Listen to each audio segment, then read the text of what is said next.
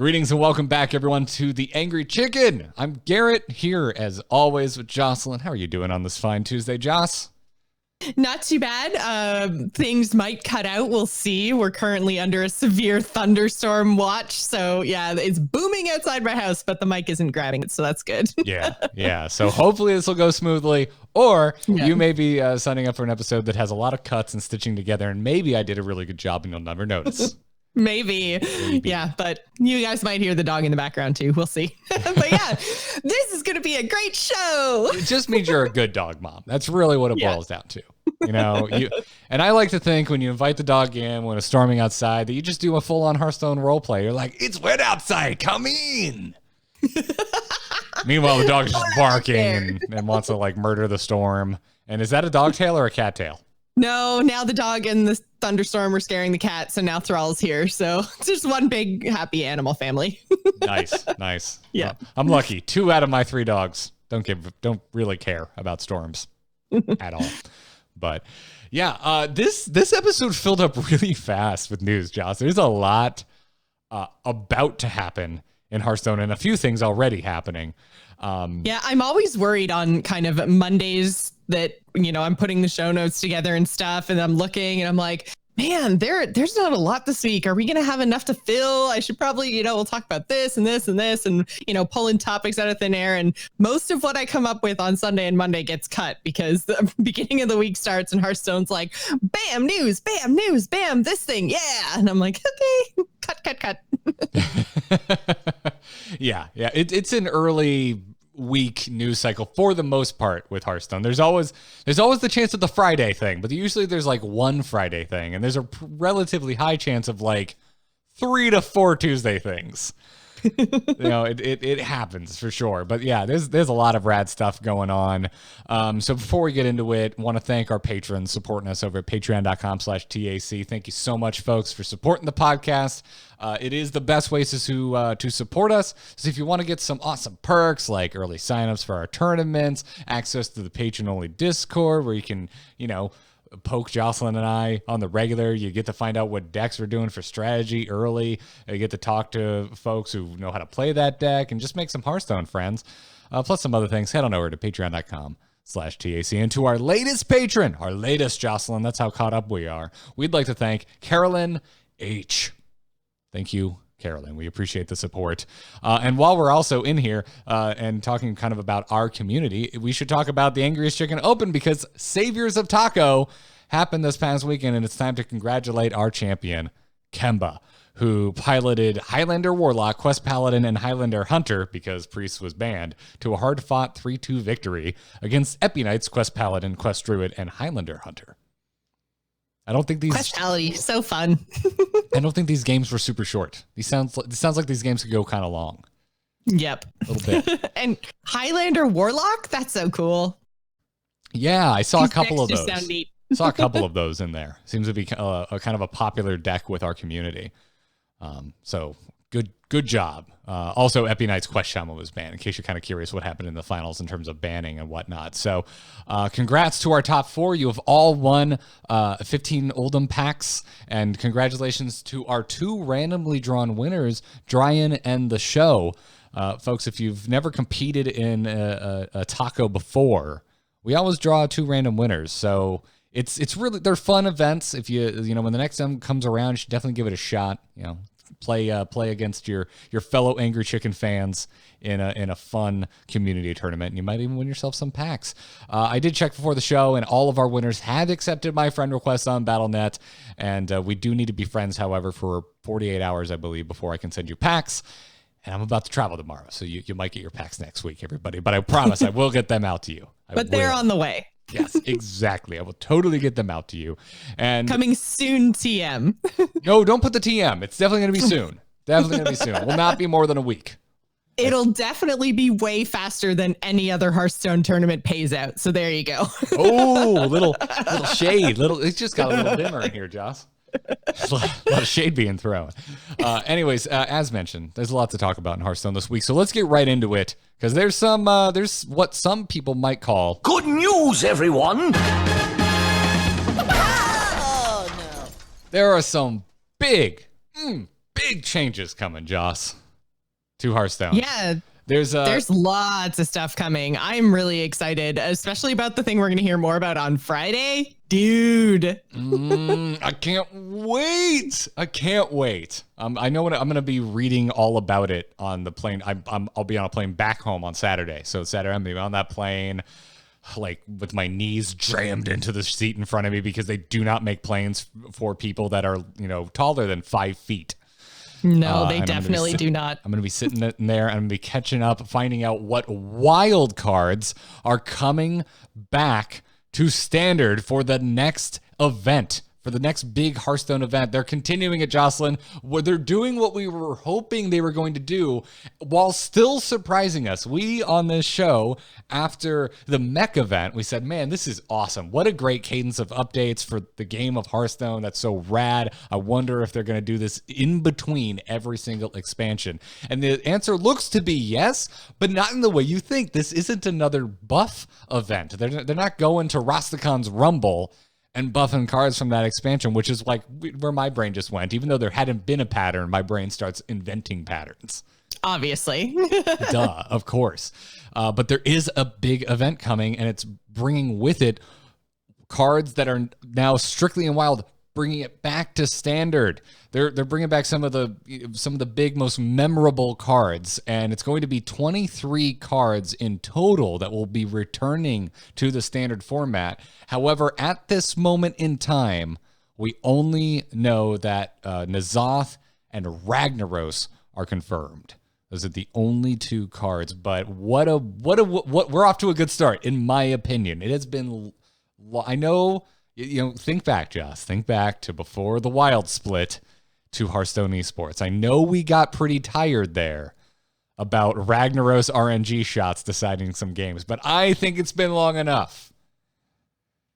I am really excited about Rag coming back. I think it's going to be great. I mean, we rotated Rag out, and then we had a Quest Warrior quest that gave them the Rag hero power, and then we had Bomb Warrior and Elysiana, and the order you drew your deck made a really big difference. And so, I mean, it's not like getting rid of Rag got rid of the RNG potential win conditions from Hearthstone. So I think it's fine to come back. And especially since we know it's going to be it's a temporary event. So these cards are going to be coming in and then leaving again. So it's not that we're getting all of these cards back. They're not going to be in the basic classic set or anything like that. So they're not going to stick around forever, which I think makes it a little bit more fun, and that there's an end in sight. It's much like the standard rotation, right? Like you can kind of power through things like Gen and Baku when it's going to rotate. So I think that this is a really good way to do things. Like you said, we know about N'Zoth, we know about Rag. I really liked N'Zoth. I liked all the old gods, actually. I know you hated Yogg, but N'Zoth was a lot of fun. The decks built around him were really cool. Yasharaj, although when in combination with Barnes, sometimes felt a little bit unfair, but I feel like N'Zoth was really, really fun. Cthulhu was really, really fun. I know the likelihood of getting multiple old gods is probably small, considering how many interesting cards there are existing right now over in Wild. So I would like to see maybe Lotheb, I think would be a really cool addition to this. Obviously Sylvanas, but like I say, we got Rag and they rotated to the Hall of Fame at the same time, so maybe they won't be doing her, but there's a lot of really cool stuff that they could pull from Wild potentially. And we don't even know if they're all legendaries or if it's going to be some sort of combination of different cards. Are they all going to be neutral? Are they going to have classes? I don't know. We'll have to wait until Friday to see. It can't all just be legendaries, right? There are some really famous cards across Hearthstone's history that are not legendaries. But before I get stuck in those particular weeds, I want to talk about how they're doing this, how they're pulling this off, because when I heard about this, possibly before this was actually announced, my brain started going to, oh man, how are they going to do that? Are they just going to make it so that, hey, you already have it? Cool. Throw it in your standard deck. Go for it. You don't have it? Too bad. Guess you better buy some classic packs or save up some dust. Well, I guess it wouldn't be classic packs. You don't have the chance. Anyways, doesn't matter. That's not how they're doing it. Packs. Yeah, not how they're doing it. We are all going to receive free temporary versions of the cards. They're going to be added to all of our collections. So whether we already have these cards or not, we're going to get a second version that is standard legal. And they haven't said alternate art here, but oh my God, Jocelyn, if there was ever a time for alternate artwork on a card in Hearthstone, now is the time. True. I will give you that. Now would be the time. I don't see it happening, but maybe I'm just super pessimistic. I don't know, but I feel like we're probably not getting alternate art, but like we say, we will find out on Friday. I just love that everyone's going to get these cards for free and they're going to be just playable in standard. So no one has to worry about crafting anything. So I think that that's really cool of them to just allow everyone to participate in the event, regardless of what their collection looks like. And not necessarily having to go back and craft all these old cards. Like you said, like you'd either have to craft them or open them in packs. And so I like that they just went, nah, don't worry about that. Here, take these and have fun. Yeah, it's I love everything about this. This is just such a really cool event, and it's such a cool way. Like, I don't know, there's so many layers of this that I find interesting and positive. The one is just bringing wild cards back in the standard. It's something I've been really interested in for a while. I don't play Magic anymore, but when I did, reprints, that's a big part of Magic. I don't know what's going on with Discord, but it's being weird. If you're watching the video version, I can do nothing about what's happening. Talk to Discord. But it's like, this is such a cool way to do it. You know, part of an event. They haven't said how long the event is going to take place for, did they? Can you hear me, Joss? Okay, I'm back. I think. Boy. I'm sorry. I wonder, I think the flickering was in sync with you having an issue. Or not, because you're not responding to me. Oh, God damn it. I'm going to pause the audio only recording. I'm sorry. Okay, I heard you say that. You have literally no control over it. But I thought, like, so, yeah, I heard, like, nothing of what you just said. Like your whole whatever point was, and then like my camera on your side looked like it went gray for some reason, and I couldn't hear a thing. Yes, you started flickering gray in Discord, but it looked like it was all of Discord and not just your web frame, if that makes any sense. You can't hear me, can you? I can hear bits and pieces, but I've heard bits and pieces of what you've been saying the whole episode. So no one could tell though. I was doing a good job. Well, until they could, because we can't talk to each other. Yeah. Obviously. I don't know what that glitch was, but are you in BattleNet right now? No, but I can maybe be. Just for shits, let's see if maybe Discord just sucks today and try BattleNet voice like a couple of peasants. It says you're on. As a matter of fact, it says you're playing Hearthstone. I am not playing. Garrett, I swear to God, I'm not playing Hearthstone. Here's my hands. You've been found out. I feel like something major is wrong with my my internet, because Discord is on one computer and BattleNet is on another computer. And so if BattleNet's saying I'm playing Hearthstone, I haven't been playing Hearthstone for about an hour and a half now. So something is, I'm in an auto chess tournament. Rip. That would be, not as egregious, because I can guarantee you Grandmasters players probably get paid more than we do. But oh crap, where'd you go?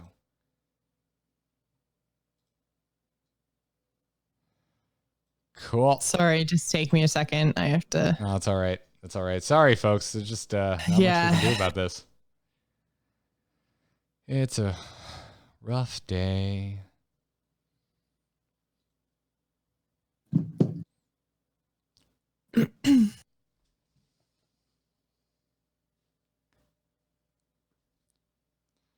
I have a Halloween coaster. Yeah. That's so cool.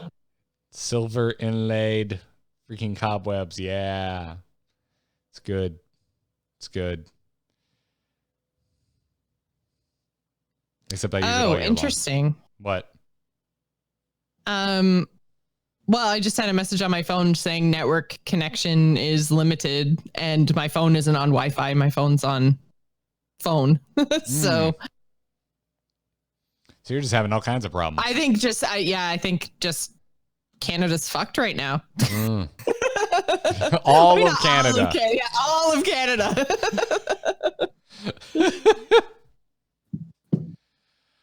All right. Well.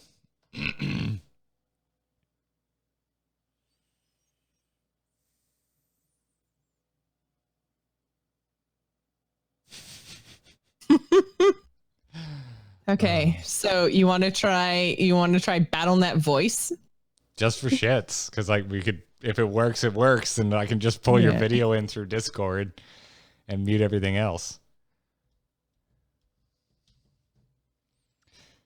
It shows you in here. Okay, let me.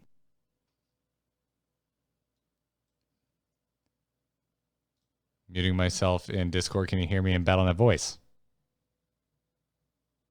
Okay, I can't hear you in BattleNet voice.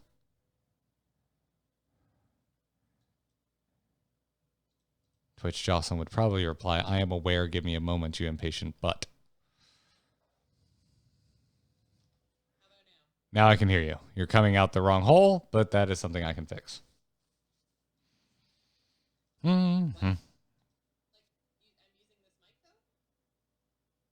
Poke it again? Yes, you're using the right mic. It's me, it's not you. All right. Zero next. Yes, I did that already. I'm in the middle of a very serious thunderstorm, so I think that's the problem. Okay. Check 1, 2, Joce. Check. Chat room, can everybody hear her okay? Yes, no, thumbs up. Elvic says, I hear Kibler's old ISP is available. Okay, everyone can hear you. Okay, cool. Excellent. So can you hear me reliably? Yes. Yeah, I can hear you well, and it looks like your video is matching up. So maybe it was just this whole time. Maybe it was just Discord. I don't know. I'm just saying, like, find it just hard to believe that. Well, okay, this is what we're doing, I guess. We're gonna use Discord video, Blizzard voice, and fairy farts. I don't know. A bunch of freaking duct tape and twist ties to hold the internet together between Canada and Florida, apparently. Yes. Whoever thought Blizzard voice would be the answer.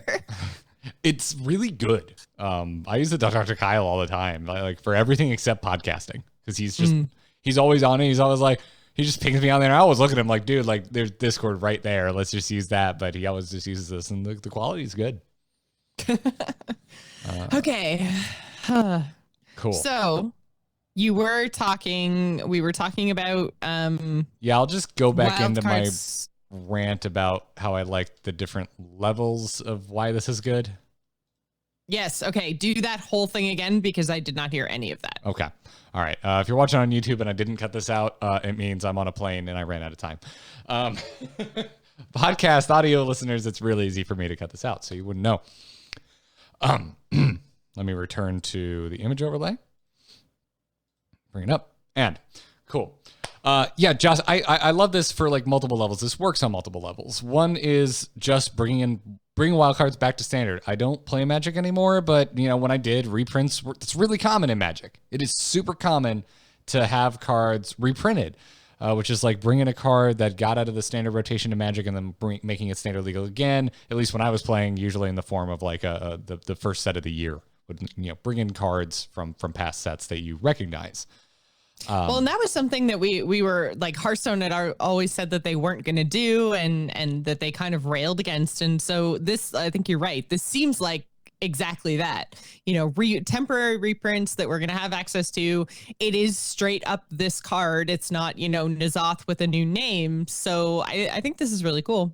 I think that's a good comparison. I think it is too. And then also it kind of scratches the itch of free to play or budget players, because now they're going to have access to 23 cards for free that they otherwise wouldn't have had access to. And if they're in line with N'Zoth and Ragnaros, these were meta cards. These were competitively viable. I'm not saying they're all going to be. We don't know. Like, who knows? Maybe they'll throw in some old piece of junk from TGT that made no impact whatsoever in hopes that Who it am does. I? That is a really bad example.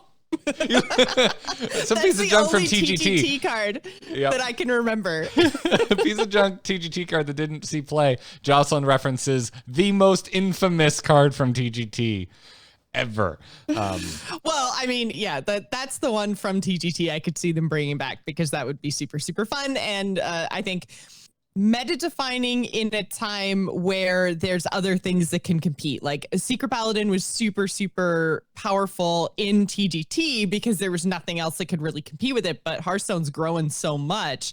I mean, like if you go over to Wild, there's like nobody playing Secret Paladin because there's so many other options now. So I think Secret Paladin being brought back into Standard right now could actually be fine. Could really? Oh man, Yeah. Mysterious Challenger like was so degenerate at its time. It was In its time, it was for sure. Oh god, but I think it could be fine now. I can't decide if I want you to be right so that we can actually finally enjoy one of these hypotheticals, because we've had this. How many times have we gotten the email of, hey, do you think that really busted archetype from X expansion could actually hold up to today's standard meta? And Exactly. yeah, so Now we could actually figure that out, like for that would be realsies. crazy. That would be absolutely nuts. Okay, I think you sold me. I think I'm leaning toward. It just seems rough because that was such a powerful card. So I feel like they wouldn't go that way. If anything, I'm looking at, like you mentioned in Secrets, I just want Avenge back. Avenge once a year, Jocelyn. Once a year, no joke. I think to myself, I just assume Avenge is a classic basic card because that's how ubiquitous it was when it was in the Hearthstone meta. And I have to remind myself that no, it is in fact from, I don't even remember what expansion it was from. Was that a Nax card? Oh man, now I have to look it up because I can't remember either. It was Nax. Okay, I found it. Yeah, it was a Nax card. Wow. That's part of the reason. It was like part of the first ever addition to Hearthstone. Yeah. Once a year, I forget that Avenge isn't like a classic basic card. So that's what I would hope to come back. But I mean, if you're gonna bring that back, Nax is out. you probably bring back Mysterious. God, I think you might be on. Oh, do you think it's gonna be Mysterious Challenger? Oh, that'd be so good. I hope so. I think that would be really, really fun. And then, I mean, what else could we have? I mean, I said Sylvanas, but I mean, not even, we could go like Sludge Belcher maybe if we're talking Nax. Like Sludge Belcher was a really, really good, fun card. It was very defensive at the time. A lot of people were running it, but I don't know if it competes in the like current meta. I don't know, but yeah, it could, maybe. I think Sludge Belcher could. Totally. Yeah, that was. It would be on my list. Like if I have the entirety of Nax all the way up until, and that's the other thing. So they told us about Rag, they told us about N'Zoth. We don't know how like current they're gonna go. So the most recent thing that we've been told is an Old Gods card. There were a lot of expansions that have rotated since Old Gods were out, but are we only getting like Nax and Old Gods stuff and some of the Hall of Fame stuff? Are we going to get things that have very, very recently rotated? I swear to God, if you do get M'Baku, I'm going to be really mad, Blizzard. So I am there's no way they're going to do that. There's no universe. I would bet any amount of money against that. Like all of the monies. All of the money bet against that. Although, boy, would it be trolly to just bring back one of them? Not both, just one. Just one. But so I'm a bad host. I forgot to put this in the show notes. But have you seen the quote unquote leak? The leak of what cards are coming back? I have not. No. All right. So I just quickly Googled it, and this is from Out of Cards, but I saw it all over the place, and it looks like 2 cards per class and 5 legendary neutrals. Is the purported that leak. makes sense from a whatchamacallit. Oh my gosh. That makes sense from just a numbers standpoint, right? Like that if we each get 2, then did I go away again? No, you're still here. Discord is just okay. ass today. Okay. It is All absolute right, butt. So, okay. So if we actually look at things and think, okay, so 18 cards from classes, and then, like, because that's just the most classes or most class cards we could possibly get, right? Because if we got 3 from each class, that'd be 27. That's too many. And then backfill the rest with neutral, like that makes sense. So I think this is probably fairly accurate. I don't know if the actual cards are accurate, but it seems like at least the ratio is accurate. Also, yeah, my Discord is completely disconnecting, so we've gone full Omnistone. At least you can still hear my voice. Yes. Yeah. At least you're not flickering at this moment. I don't know. Try starting and stopping your video. Okay. This is well, my Discord is telling me I am disconnected right now. Oh, there it goes. Now it's reconnected. Okay, so the flickering must be from your end. I don't know. I can't help you, Joce. I don't know. I can hear you. I don't know. Okay, that's good. Oh, for crying out loud. If this continues to happen, I'm going to throw a unicorn in your frame and we'll just do the rest of the show like that. That is totally fine. I am fine with that. That's good. Rad. All right, so back to this. So Sylvanas was at the tippy top of my list. Number 1 card when I heard about this happening. First thing that shot into my mind was Sylvanas. I want Sylvanas back. I thought she was such a rad card. I've always liked how you had to play around her. The puzzle that Sylvanas brings to the game when she hits the board. Big fan. So if this leak is correct, I'm all for it. Emperor Thaurissan, sweet. Curator seems weird to me. I mean, of all the legendary neutrals, Curator would be pretty low down my list, but it's quite interesting because it's Beast, Dragon, and Murloc. So I think that there's a lot more like strong Beast, Dragons, and Murlocs than there were potentially at the time when Curator is out. And we used to see Curator played even if he only drew one of those things. Like you'd see Curator in a lot of Dragon decks and a lot of Hunter decks. So I kind of think that we're probably going to see it in decks again, right? Like Highlander Hunters will probably play him. I would say. Okay. Well, would they? Because they're currently not running Dragons or Murlocs. Well, they're not, but I'm saying a 4/6 taunt that draws you a beast, especially when you have things like Dire Frenzy, could potentially be something. Although I guess Dire Frenzy, they don't really play Dire Frenzy because it puts multiple copies in your deck. But yeah, I don't know. I could see Curator probably. That'd be curious. Okay. I mean, we did play it back in the day. Literally off the top of my head, you guys. I know I'm going to say some stupid things, but yeah. And we're not going to read the whole cards here. When we get the official list, we'll do a refresh for folks out there that are maybe new to the game or aren't new to the game but dusted everything because you only play standard and you forget what these cards do.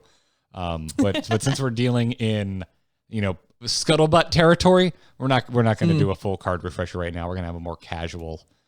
I like that Scuttlebutt territory. Hashtag show title. Yeah, but Curator, like of the if the 5 neutral legendaries that are on here, we know Rag and N'Zoth are confirmed, but also Sylvanas, Windrunner, Emperor Thaurissan. Those all, I'm like, yes, totally makes sense. These are like absolute legends of Hearthstone's history. Curator, I'm like, oh yeah, I guess we played that card for a little bit. I completely forgot about its existence. Yeah, and I feel like, well, I mean, I said Sylvanas when we were talking about Rag, and the only reason I thought that they might not do it is because they kind of Hall of Fame them at the same time. But I would love to see Sylvanas back in the game, or back in Standard. I should stop saying back in the game because she's never actually left. She just went to Wild. But hey, listen, man, you are just referring to it with the same of respect and care that the Hearthstone team refers to Wild with. Burn. But yeah, I really agree with Thaurissan. I think Thaurissan being in the game is good. Being in Standards is good. He would have been one of my picks for sure. So many of these cards too are on my mind right now because of Tombs of Terror. Yeah, I've been picking a lot of these cards in Tombs of Terror. I have not been playing a lot of Wild myself, and even when I do, I don't think I have Thaurissan in any of my Wild decks right now. So, but in Tombs, I've definitely been picking them in Tombs. Yeah, I've been playing so much Tombs. Oh my God, we're gonna talk about that a little later. But Joce, holy hell, I've been playing so much. I have a problem, and it's affecting my rank.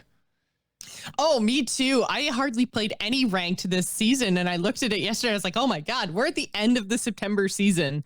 I am nowhere near where I normally am, and I'm gonna drop again tomorrow. Whoops. Okay. Today, it's the first, Jocelyn. I know it's the first. This was me yesterday thinking that, and I was like, should I grind a lot? And I was like, no, I'll just accept my rank, whatever, 15 or whatever. Gotcha.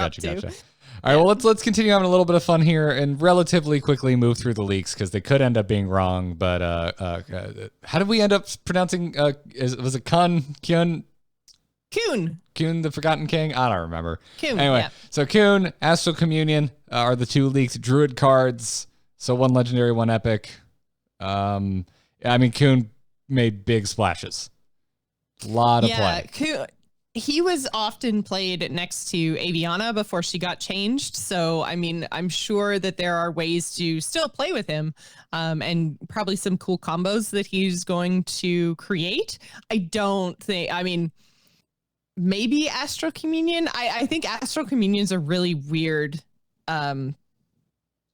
really weird card to choose to go alongside Kuhn, but I can see Kuhn seeing play. I don't know if Astral Communion, maybe there's Astral Communion decks that'll work in current standard, but I don't know, man. I don't know. I feel pretty good about Kuhn. I don't feel so good about Astral Communion if this is one of the actual cards. Well, for Seems Hunter, like a weird choice. How do you feel about Call of the Wild and Lock and Load?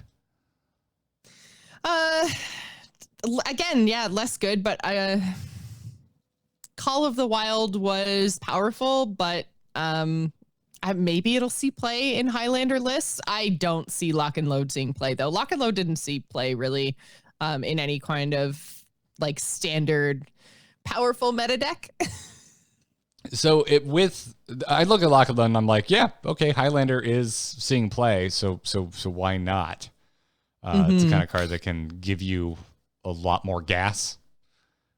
We do have rapid fire now too. Yeah. Urtai, right. So that is a potential combo you could go off, especially in a Highlander deck where it could give you things you don't have access to duplicates normally. So just through random RNG with Lock and Load, maybe.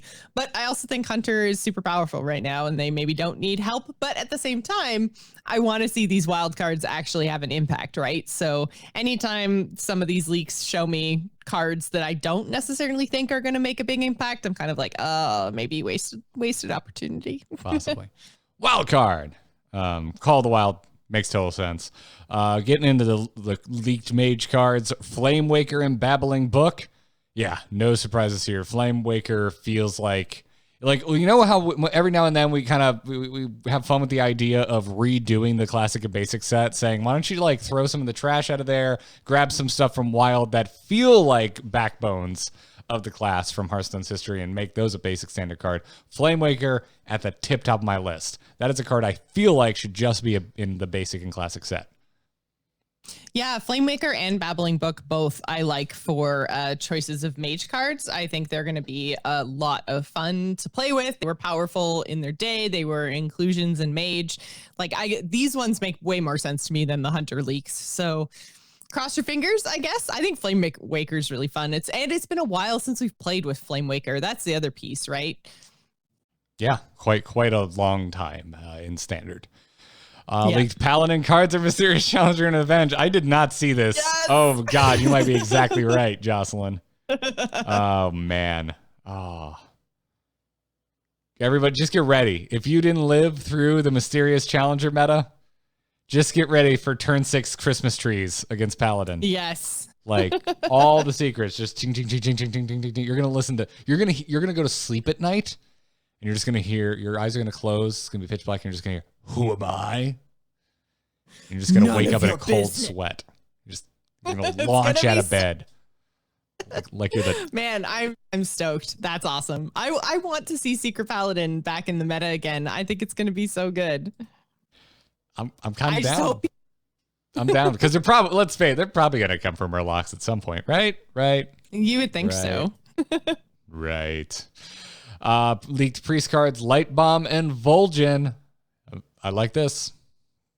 Yeah, I think Light Bomb's another one that we haven't seen in standard play for a long time, and it's a very, very powerful card. It makes you really think about what you're playing when you're playing against a priest, which I think is really important. So plus it helps the priest get out of a lot of really bad situations earlier in the game than a lot of their other removal stuff. So just the fact that they can, you know, clear the board with a Light Bomb, they can run it alongside their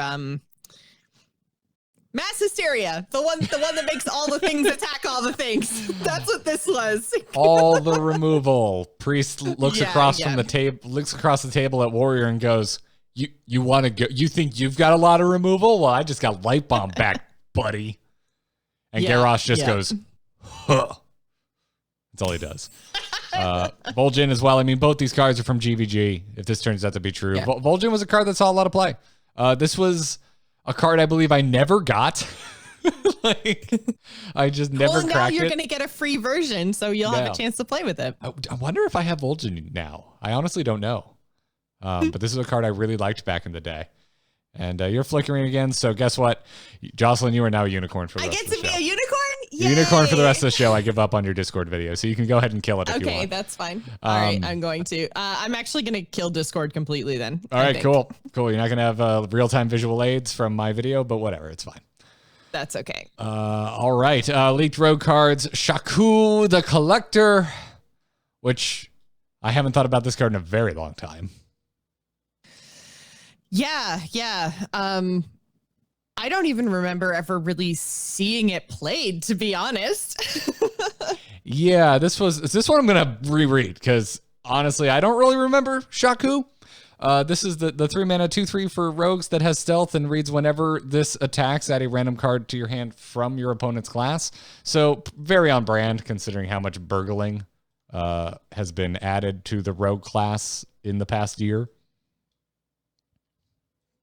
So makes sense there. I really like Swashbuckler. I think that makes a lot of sense, to be honest. It saw so much play. And granted, Swashbuckler was like alongside like Patches, but still, I think Swashbuckler is a great addition to Rogue. Yeah. I agree. Just makes sense. Just more burgle, more things that are on brand for Rogue. Shaman, Thing from Below, and Evolve. Yep. Evolve is right there with Avenge for me. Like, this is a card I just think is still in Shaman because it is so ingrained in my thoughts about what Shaman is and what Shaman can do. Yeah, for me, the only thing I wish they got was Devolve, just again because I've been having so much fun. But I like it. I like Evolve. I think it's good, and I like Thing from Below too. These are both really good inclusions. Yeah. I was a little worried. I'm like, ooh, with mysterious challengers on this list, and what's to stop them from like putting Totem Golem back in and other like ridiculous Shaman cards from the past? But I think Thing from Below is, I think, in the sweet spot of this was powerful, but it didn't make us all just go, come on, Shaman, come on.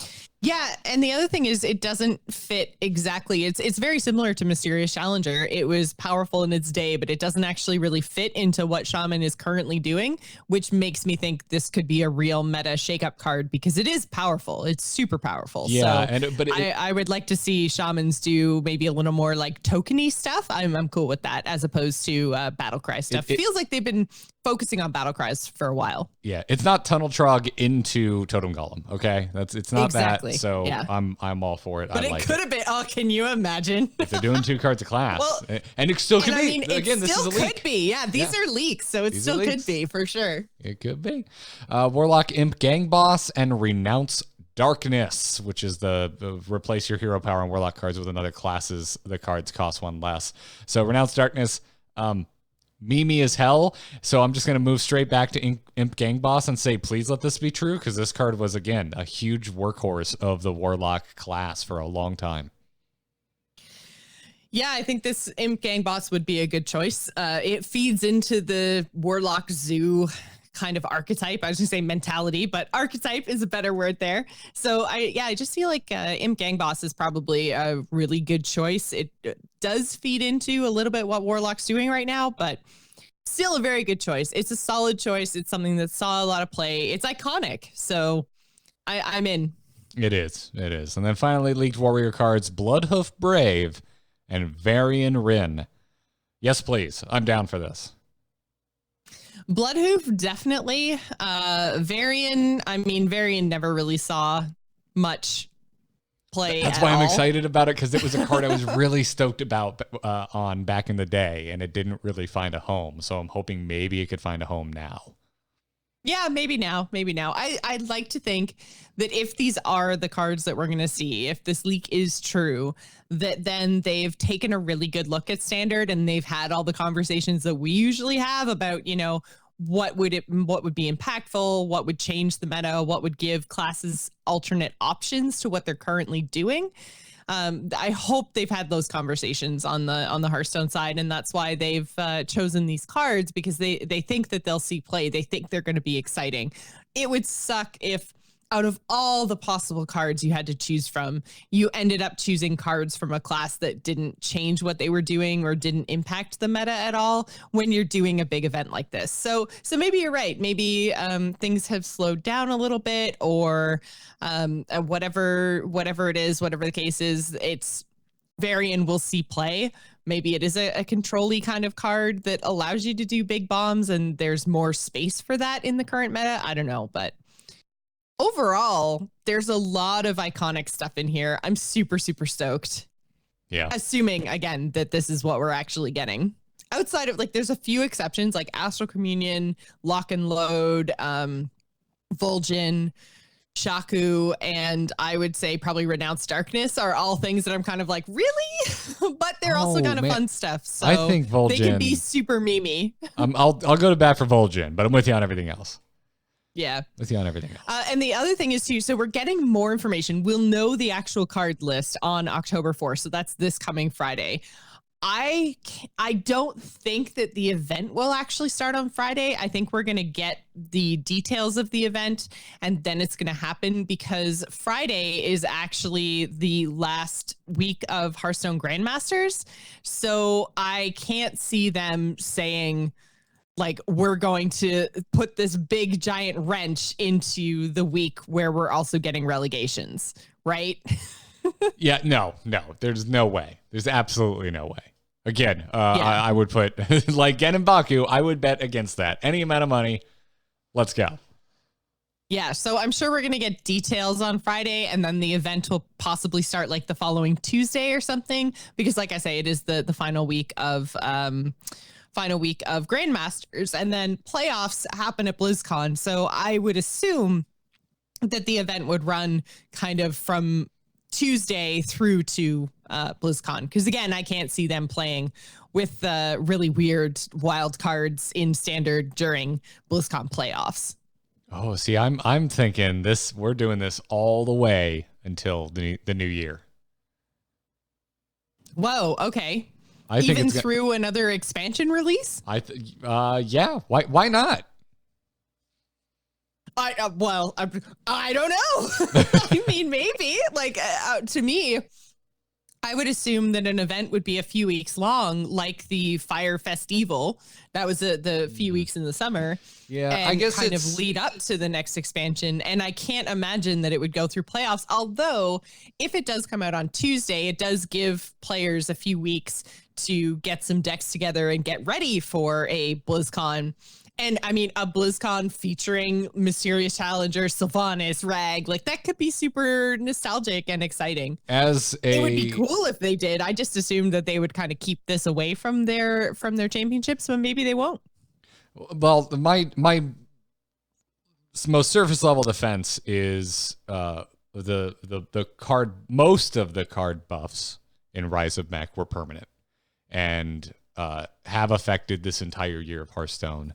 That's true. And some of them, are still seeing play, and we'll see the impact of that on display in the finals.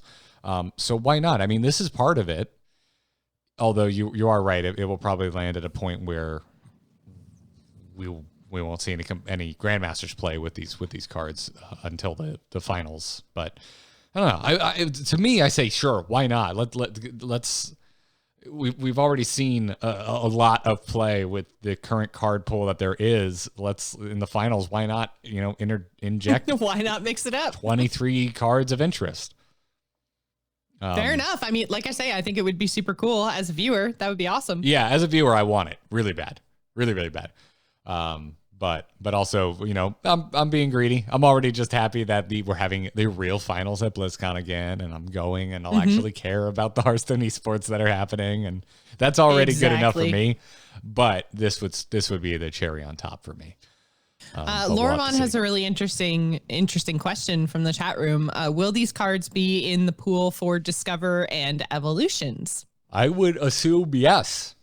I would also assume yes, because it pulls from everything that's legal in the format, right?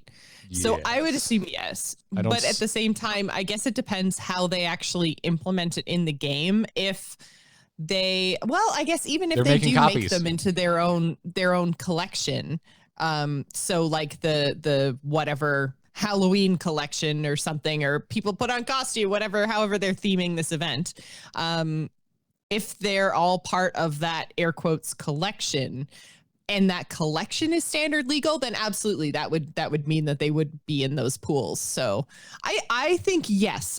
My guess would be yes, that these cards would be included in Discovers, I would think. Because they're going to be standard legal. So because they're making copies, and if you already have these cards, you're going to see an extra copy when you look in your Wild collection. That makes me just go, it's going to be discoverable. It's going to come off of an evolve, so on and so forth. Just because they're essentially adding a second copy of the card to the game that is flagged as standard legal. But again, I don't have confirmation, so this is just that's where we'll find out more on Friday. Yeah, I'm explaining why I feel so strongly. But yeah, this is all awesome. That's not even the end of what was announced in the same post. There were a lot of things that were announced. There was also 1,000 win portraits confirmed and coming, and we got a preview of 3 of them. They are more badass versions of the heroes we started Hearthstone with. So we're gonna finally get King Anduin. If you're a priest and you hit 1,000 wins on your priest, you get King Anduin instead of Purple Boy Anduin. Prince Anduin would be another way you could refer to him, but sure. I think Anduin and Jaina look badass. I mean, Gul'dan to me doesn't look all that much different. Maybe I just didn't look at him closely enough, but Jaina and Anduin I looked at and I was like, whoa, those look awesome. I want them. This looks more like on my priest. I am way far away. I haven't even gotten my golden portrait on my priest yet. So this looks more like, but yeah, that Draenor is Gul'dan, like end of Draenor Gul'dan, because he's got the brown robe, because he has like the classic Warlock purple robe for his base portrait. He does, yeah. And I mean, I do like the hand holding the fell. That's kind of I guess it's because it's kind of like so central to the portrait. I don't know.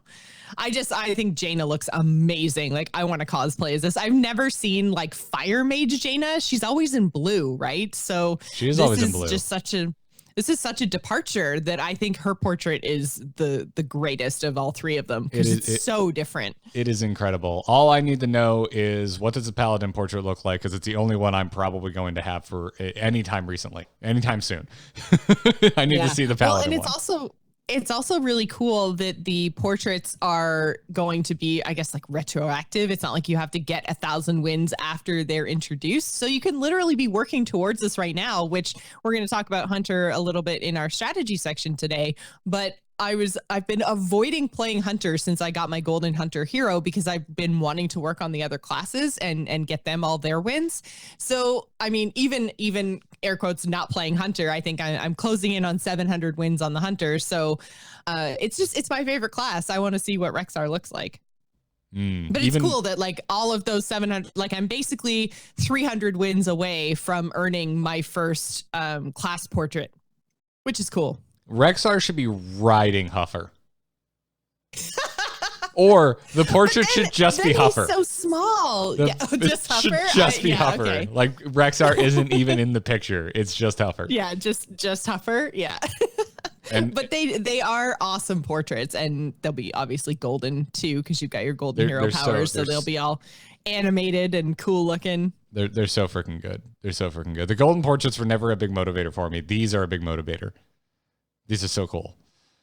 Absolutely. Yeah. Then we're also getting some we'll be getting some quality of life updates soon. We're getting alternate search terms, like typing in snip as actually spelt as opposed to leet speak snip will yield snip snap in the search field. Thank God.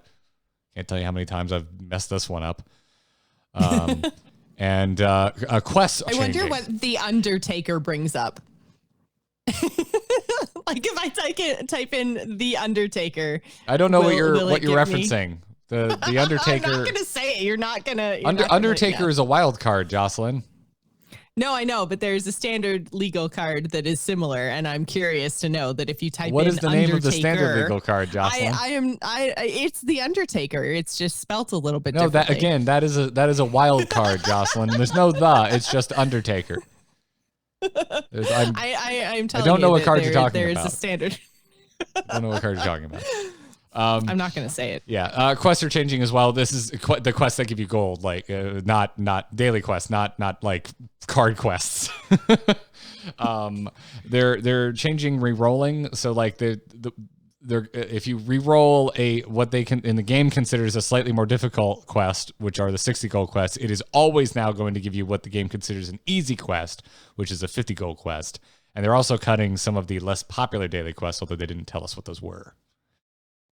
I'm sure they will tell us when the time comes because they've always been quite open about what quests are available. So I think we'll get more information about this because they also said that these quest changes are not coming in the next major update. So this is more down the road. They're going to be making changes to this. So we've still got a ways to go before we get these changes, but they are coming soon. TM, like actual TM this time. So actually, I'm sure soon for some of these, right? Or no, yeah, the quest one was one that's coming. The quest changes specifically are not coming in the next major update, so we have a while to wait for them yet. And so I think when those changes actually come in, we'll be given more information at that time. So this is just a FYI, so you know, in a while we're gonna do this. Yes. And while we're on the subject of future changes, let's talk about a possible future change in the game of Hearthstone, because Ixar was going back and forth with Sottle on Twitter this week because Sottle was going on a bit of a cheeky rant about Priest being fine after posting his personal win rate of 20-0 with combo Priest on HS Replay, and Ixar got in there and said, "quote We have some plans to remove Divine Spirit, but it comes with some other sweeping changes. If we end up doing that, a big maybe, it will probably be around set rotation timeline because we don't feel like it's as much an issue for current Hearthstone as it is for future Hearthstone." I really like that distinction because it's something you and I infer a lot. We bring this up pretty often, which is, do you change something now because it's just a problem for now, or do you change something forever because it limits design space? It's messing with your it's messing with your design space. So I liked this distinction as well. I think Divine Spirit is something that probably should be removed, just because if you even look at like Lady in White, who essentially was a legendary card that said cast Divine Spirit on your entire deck, and she never saw play because it was so much better to have access to this spell that could create these OTKs that, like, why would you bother doing it to your whole deck when really that was just situationally better? So I think that we already have evidence that Design Spirit has made it so that some cards don't see play that do similar things. And I think it's probably also prevented a lot of cards from being printed. So I am totally on board with this. I think, Inner Fire, Divine Spirit, all that kind of stuff has been, shoot. I was totally thinking Inner Fire, not Divine Spirit.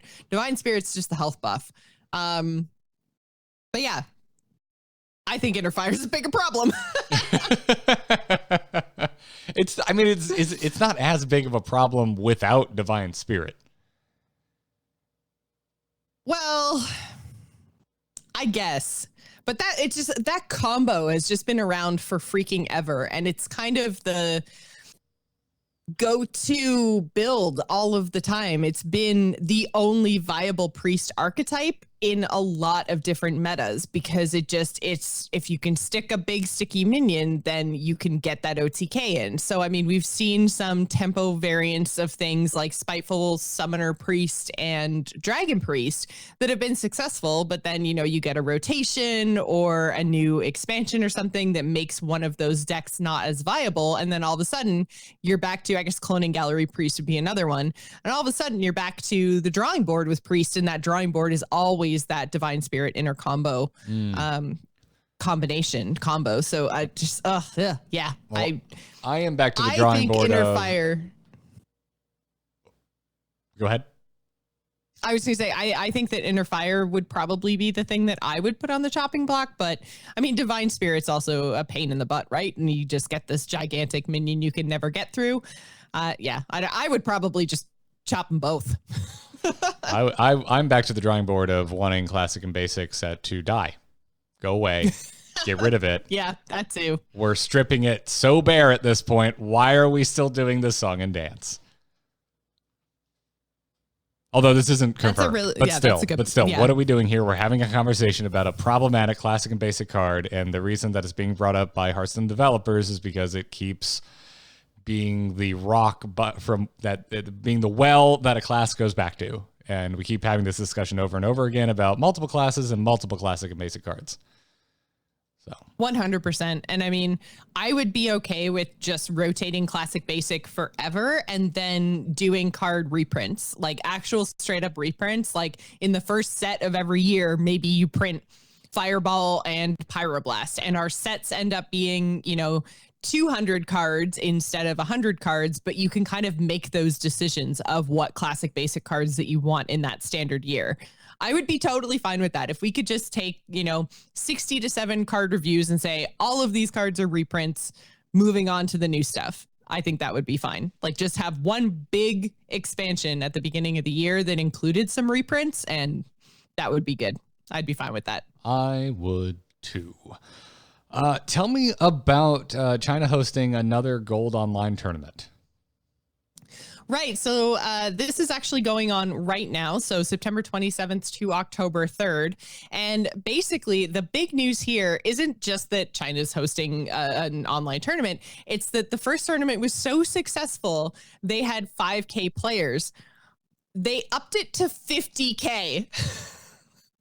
That is such a big tournament. Wait, 50,000 players? 50,000 players. They had 5,000 players, and it was so successful that they opened up the second one for 50,000 players. Now, the champions don't win money, but they win BattleNet points. I'm not 100% sure what BattleNet points actually equate to in terms of real money, but people are excited, so that sounds like a lot. But they also get a spot in an open tournament, and all of this stuff all feeds into essentially the China's entry into our final annual playoffs. So China doesn't have a grandmaster system; they have all of these systems. So this all feeds into what will be at BlizzCon. But the other big piece of this, not just is the fact that there's 50,000 people that are going to be playing this tournament, but this is Hearthstone China. This is Blizzard, and they have tournament mode, Garrett. And I hate to harp on tournament mode, but this is it's a plugin for the client that lets you do all of your tournament stuff in the client, and it looks really slick. So we ran a tournament over the weekend on Battlefy, and it struggled to even make bands work correctly. Yep.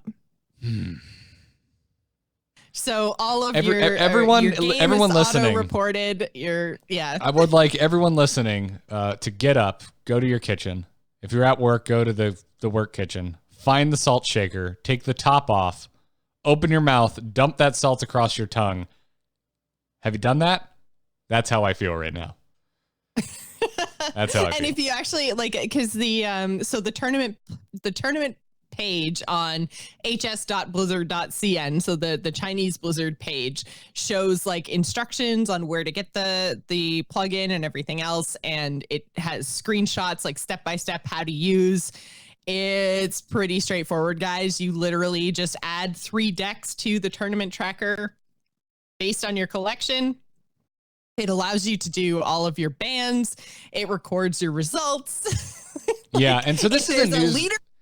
There's a leaderboard. Yeah, this isn't news, by the way. Back in 2016, news broke that China was getting a plugin for Hearthstone that essentially had a tournament mode. Now, recently it came up again. I think either there's a brand new one on the scene or it received a major update. I can't remember, but China has had a tournament plugin for years now.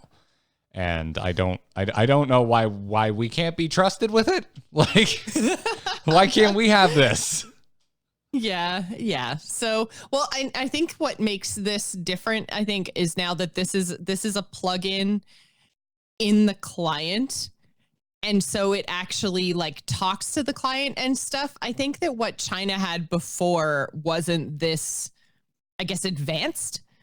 I'm not 100% sure, but this is full on in the client. Like, you don't have to do anything. All the bans and results are in there. Like, this thing looks super easy to use and very slick. So I hope that since this is, and the other thing is too, like, this is official, like, this is an official Blizzard China event. So I'm hoping that this is something that they're thinking of just integrating into all clients. Hopefully, I don't know, but it seems really cool. And even if they just give us this, because I know one of the things when Hearthstone, I guess North America, was talking about implementing a tournament mode, we asked if they would have bans and they were like, no, why would we do bans? So I'm hoping that they're kind of looking at this and saying like, okay, this is going to work for a tournament of 50,000 people.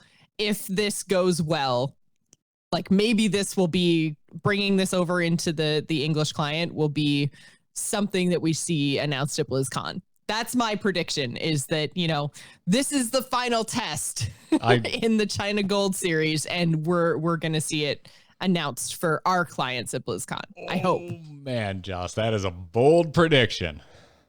It is, but yeah. We've done it. We've gone full circle, everyone. Jocelyn no longer remembers the disappointment, and she has dared to hope again.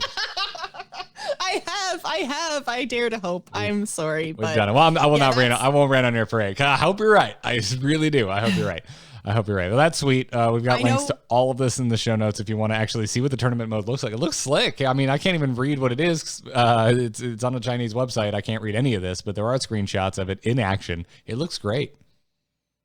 Yeah, it looks really, really easy to use, even like not being able to, like, not knowing the language, but just, you know, seeing the pieces that are in the screenshots. I'm like, oh, that's where you do this. That's your match timer. That's, you know, all your results. That's your classes. That says bans. Like, I can figure that out just by looking at it, which means it's an intuitive interface if I can figure out how to use it from a screenshot in Chinese. So just Blizz, just do it. Talk to China and just do it. just make our faces melt off like the end of Raiders of the Lost Ark. Like, it's BlizzCon. It's like, yo, here's the next expansion. You liked that event? Here's the next event with all this other crazy shit you didn't see coming. And you know what? One more thing. Lights go down. Tournament mode's coming. Hold the mic out, drop it on the floor. It just goes through the floor, continues bisecting the earth. The earth cracks, and we all just explode with joy. That's how that would feel. Can you imagine if they're like, tournament mode available in game this Tuesday? Bam. Or no, it's on your phone now. Or now, yeah. You all have phones. Don't you guys Don't have phones? you? Yeah, that's why they asked us last year if we had phones, because they wanted to make sure. It wasn't rhetorical. They were legitimately concerned. Oh my God, Jocelyn. Oh, that would be so amazing. Where's Finley? We just predict all of BlizzCon. That's how I would feel. This Finley is how I would feel. So good. So good. Well, that's wonderful. You know what else makes me feel like that, Jocelyn? What makes you feel like that, Garrett? A clean shave. A nicely, cleanly shaven neck beard. You got to get rid of it. You got to keep it in check. We're going to BlizzCon soon. I know you don't have to deal with this problem, but I do. People got to meet. The people are meeting me in the first. You know, I gotta like, you know, see people who only listen to my voice or see me for the first time. I want to like look at all the fur just coming out of my neck, cover my Adam's apple and just being like, what is going on with Garrett? That dude needs to manscape. I feel like you're forgetting that BlizzCon is in California, and California is very hot for someone who's from Canada. So, I mean, I've got to use my Harry's razors too, because I'm in shorts and skirts the whole time. So it is summer all the time. It is. Can't be brushing up against all those people at BlizzCon with pokey legs. Yeah. So we're thankful for our sponsor today, Harry's Razors. They're back sponsoring this episode of The Angry Chicken. You listener, you can join the 10 million who have tried Harry's. You can claim your special trial offer by going to harrys.com/TAC right now. Jocelyn, you and I have been Harry converts for literally years now. That's how long it's been since they've been supporting the program and giving away trials to people. So you should definitely go check them out. But I'm a big fan. As I mentioned many times over, they've converted me from the electric razor.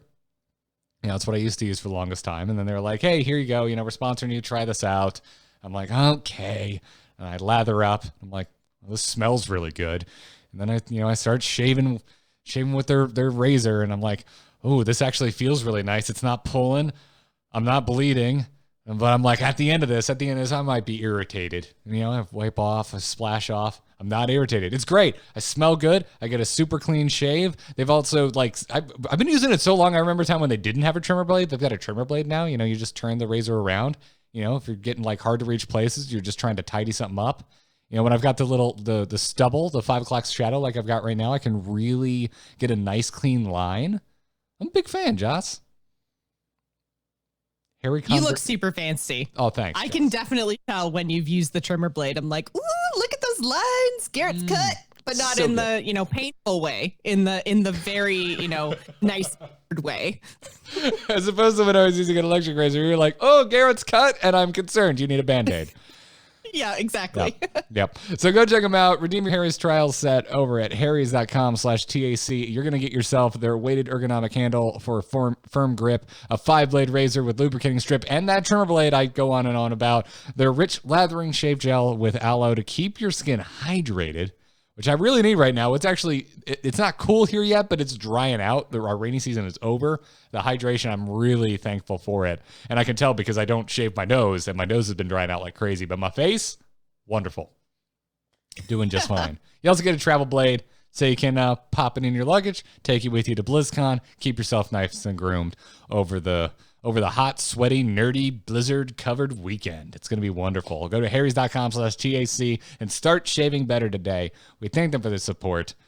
And now, Joss, we've gone a pretty long time without doing too deep of a dive into Tombs of Terror again, because we've had a full week with Chapter 3, and the final chapter, Chapter 4, came out today. We can finally play as Bran, Joss. Yeah, and I did try as Bran in Wing 4, and I like it. It's really cool. It's got the chapter twist it's kind of like an enrage mechanic where every time your minions take a point of damage, they gain a point of attack. And then they end up keeping it, because when I went up against in the deck that I made it all the way to the Plague Lord, I actually had the heal 2 health to all friendly characters at the end of your turn. And so my minions would no longer be damaged, but they kept the attack buff. So it was a really, really powerful effect to have on that run. And it's, I guess, I one-shot the 2nd and 3rd Plague Lords, but this guy was hard. I did not make it to this guy. I only did one run today, and got the 7th boss. I don't remember. He's the Plague Lord of Wrath, I think. And so he has a power that, oh no, wait, that was the boss before. Oh shoot, what was his first power? His second power is just straight up like execute. It's destroy a damaged minion, which is just insane. Yeah, it's a little problematic for sure. Yeah, but I had one boss right before I got to the Plague Lord that had a hero power that was deal 1 damage to a minion. It bounces to its neighbor until 1 dies. I was just like, oh my god. Oh, now I remember. I got the boss that its power is destroy a minion with 2 or less health and the adjacent minions. Yeah. Like I got to that, and this is so I'm a little salty about Tombs of Terror this week. I had a lot of really bad beats over the past week in chapter 3, and also just going back to heroic, and then I had one in normal mode in chapter 4 right before the show. Multiple times this past week in the other chapters, and specifically heroic mode, but also today in chapter 4, I have gone for a deck building strategy and then been hard countered by a random boss. And it just feels bad. Like it felt like there was like multiple times. It just felt like there was nothing I could do. Like I had no chance in hell. And that happened just this afternoon, which just kind of reinforced that feeling. Cause I was just getting all these loot buckets, these treasure buckets offered with like really good, like going wide board mechanics. And then I get to that guy who's like 2 or less health. Cool. 3 things are dead now. Congratulations. You built your entire deck around low health minions and going wide. And so I got to this boss and I'm like, I just lose. I have no way of winning this. Yeah. And it just felt bad. That's kind of my overall problem, I guess, with Dungeon Run. And they fixed it a little bit with Bob because you can kind of use your tavern visits to shore up any weaknesses of your deck.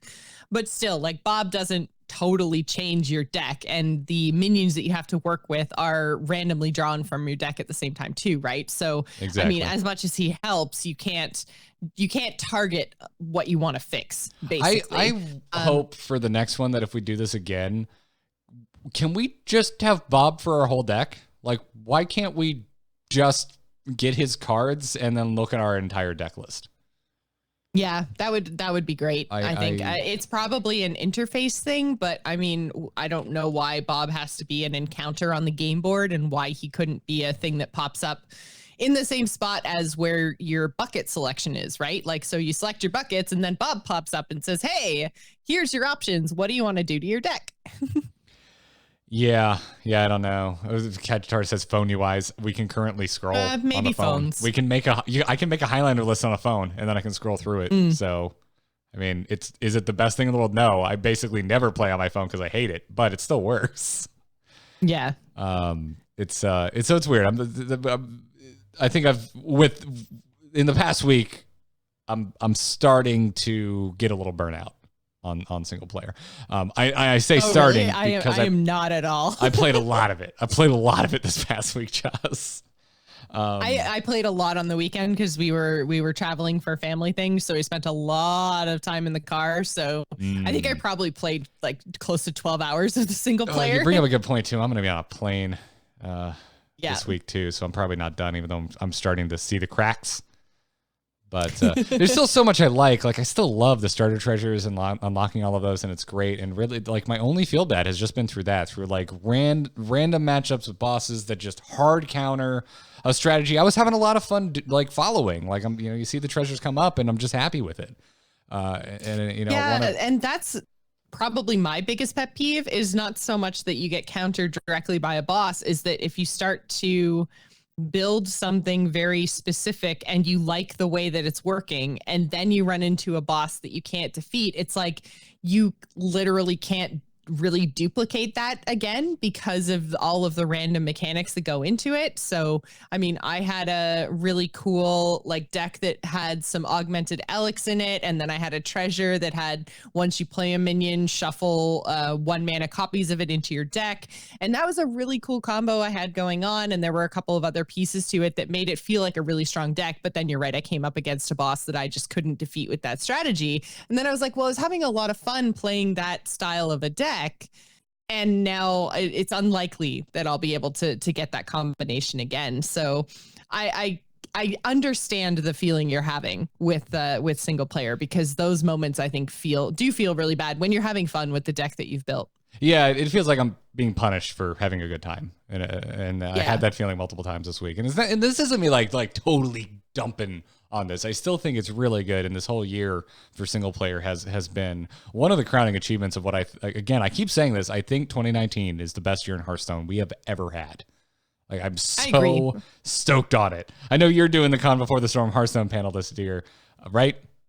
Or was that not supposed to announce that yeah. yet? Are we allowed to announce? Well, No, it's fine. I am hosting. Yeah, I'm hosting Calm Before the Storm. I'm on like, I think it's like General Blizzard / Warcraft. Like before that, this is the first year I'm not doing the Hearthstone one.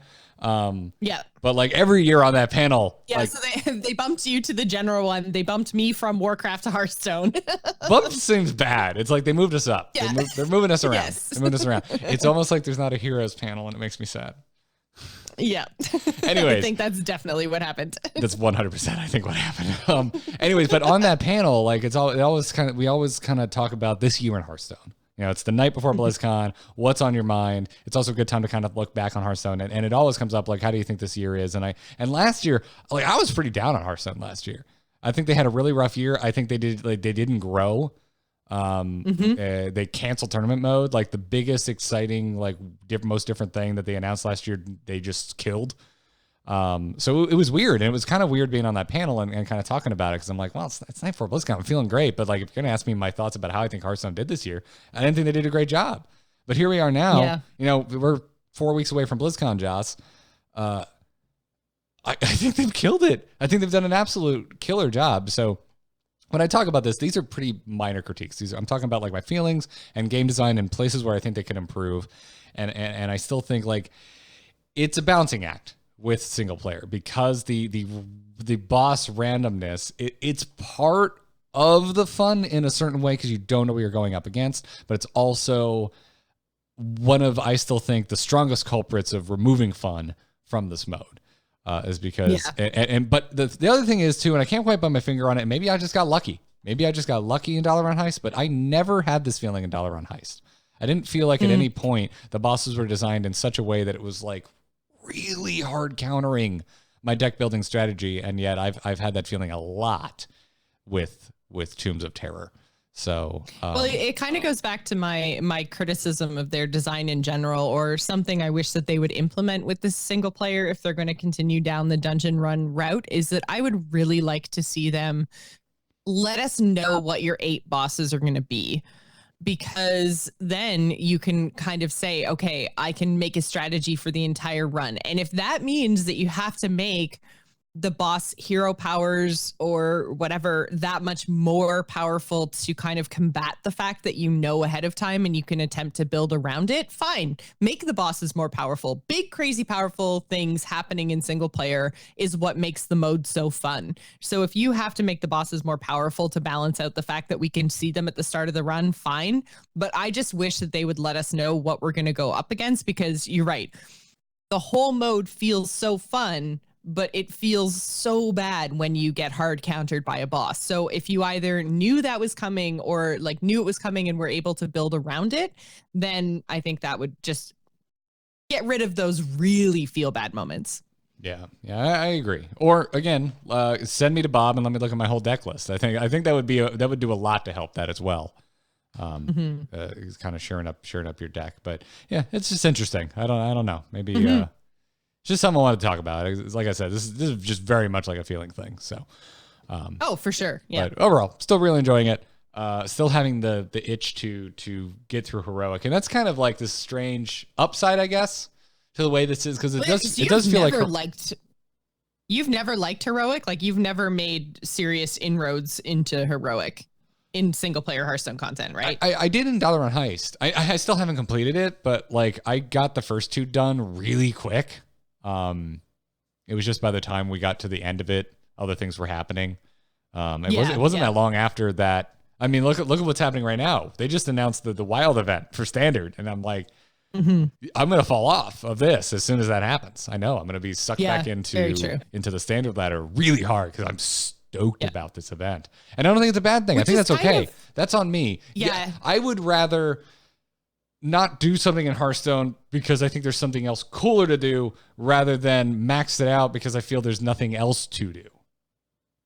Yeah, it does feel like that's exactly what they're going for, is that, you know, between these events and the single player being delayed a little bit from the expansion release. And so you've kind of got expansion release, then you've got, you know, arena changes, then you've got the single player, then you've got an event they very much are trying to keep us engaged with Hearthstone in a way that we haven't been previously. I mean, I remember a time where we would just sit there, we'd get an expansion release, we'd be super stoked for a month, and then we'd be waiting for another 3-ish months before something new would happen in the game. We basically sit on Reddit and yell about nerfs that were never going to come. Yeah, like, that's what we would do. Exactly. So it's very much different now, and they're trying to every month to 6 weeks do something that changes the game and gives you a reason to come back in and play, because it's a different experience without the different experience having to be a full-on expansion release. Yeah. Overall, very good. I dig it.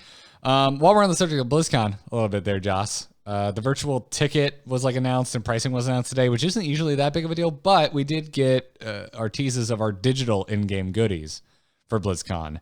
And for Hearthstone, at least, we're going to get a golden legendary. That legendary will not be revealed until BlizzCon. We're also going to get a card back. Do you see what's on that card back there, Jocelyn? Do you see what's happening? Those look like dragon wings. They sure do look like dragon wings to me, Jocelyn, or gargoyle wings. About freaking time. It is about freaking time. Someone call Brian Kibler. Let him know the dragon wings have been found.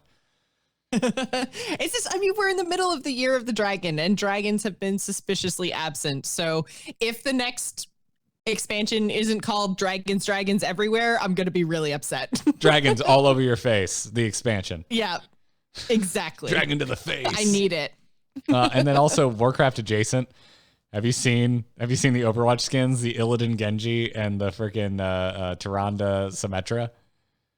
Yeah, which I think are really cool. I like that they're kind of crossing the streams a little bit. I don't play Overwatch, but I can appreciate good character design, and these guys look awesome. I wasn't playing Overwatch. They even chose the right brother. You're damn right they did. Look, even the Overwatch team knows that Malfurion is trash. Okay. Exactly. Okay. I tweeted that, and someone tweeted back. They're like, "Well, that just means Hanzo needs to be Malfurion," and I'm like, "Well, Hanzo is also trash, so that tracks. Let's do it." I like it. Yeah. Oh, this is great. I haven't been playing Overwatch, but I'm totally going to get in. I want to see these things in motion. They look so good. Also, can we just talk about Illidan for a second? Because Illidan is clearly using a Harry's razor, because that face is super smooth. Immaculate. So is that stomach. I mean, it is shining. It is so smooth. Oh, yeah. Yeah. I liken this to like an anime body pillow. Illidan looks like he's printed on a body pillow and you're supposed to snuggle with it. It just has that look to it. New show title, Illidan Snuggles. There's nothing to do with Hearthstone. I'm just stating facts, okay? I'm just stating facts. And then finally, this happened right before the show. A friend of the show, Amy, who now works over on the web team for Hearthstone, I saw her tweet out. I'm sure the official account probably tweeted out too, but I saw it from Amy's. She tweeted out that our team just launched a new fun feature on the web. Come check out the Hearthstone Deck Builder. Share decks and get codes to import into the client. And this is a fully functional deck builder, Hearthstone Deck Builder, officially from Blizzard on the Play Hearthstone website. And you can do wild decks, standard decks. You've got all the filtering capabilities that the actual collection in the game has. What is more? This is another tab of the what we've been using with the expansion launches, which is the card library. So this web team is just knocking it out of the park. This looks so cool. It's like really I can't believe good. This is the website and not like the Hearthstone client. Yes, it is. It is fantastic. So I have Mage selected just for the sake of kind of showing this off, but I clicked the same one. But yeah, you can add cards to it. And I mean, pretty great. There's only 9 classes. But so I guess one in 9, I guess. What's more interesting is this is going to work basically in tandem with card reveals. I was tweeting at Amy like, "Oh hey," because like it hit me. I'm like, are you gonna add cards before we can actually like have them in game? And she replied saying, "You will be able to build on the web with revealed cards.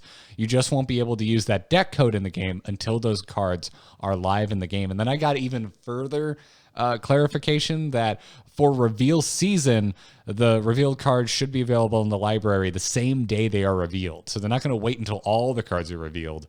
We should get, like, as one card is revealed, you should see it show up on this online deck builders shortly after.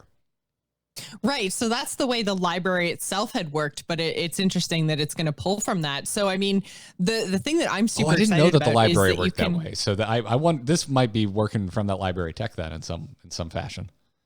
Oh, I assume it would be. So yeah, the library usually updated about as quickly as fan sites did. It was pretty fast. And the way that the library had worked, or the way that this deck builder seems to be working, is that you'll be able to get a deck code from revealed cards, which means that on the day you can just copy that deck code, like on release day, copy that deck code into Hearthstone, and then it's going to tell you what cards that you're missing. So it's going to allow you to fill in the gaps in your collection very, very easily.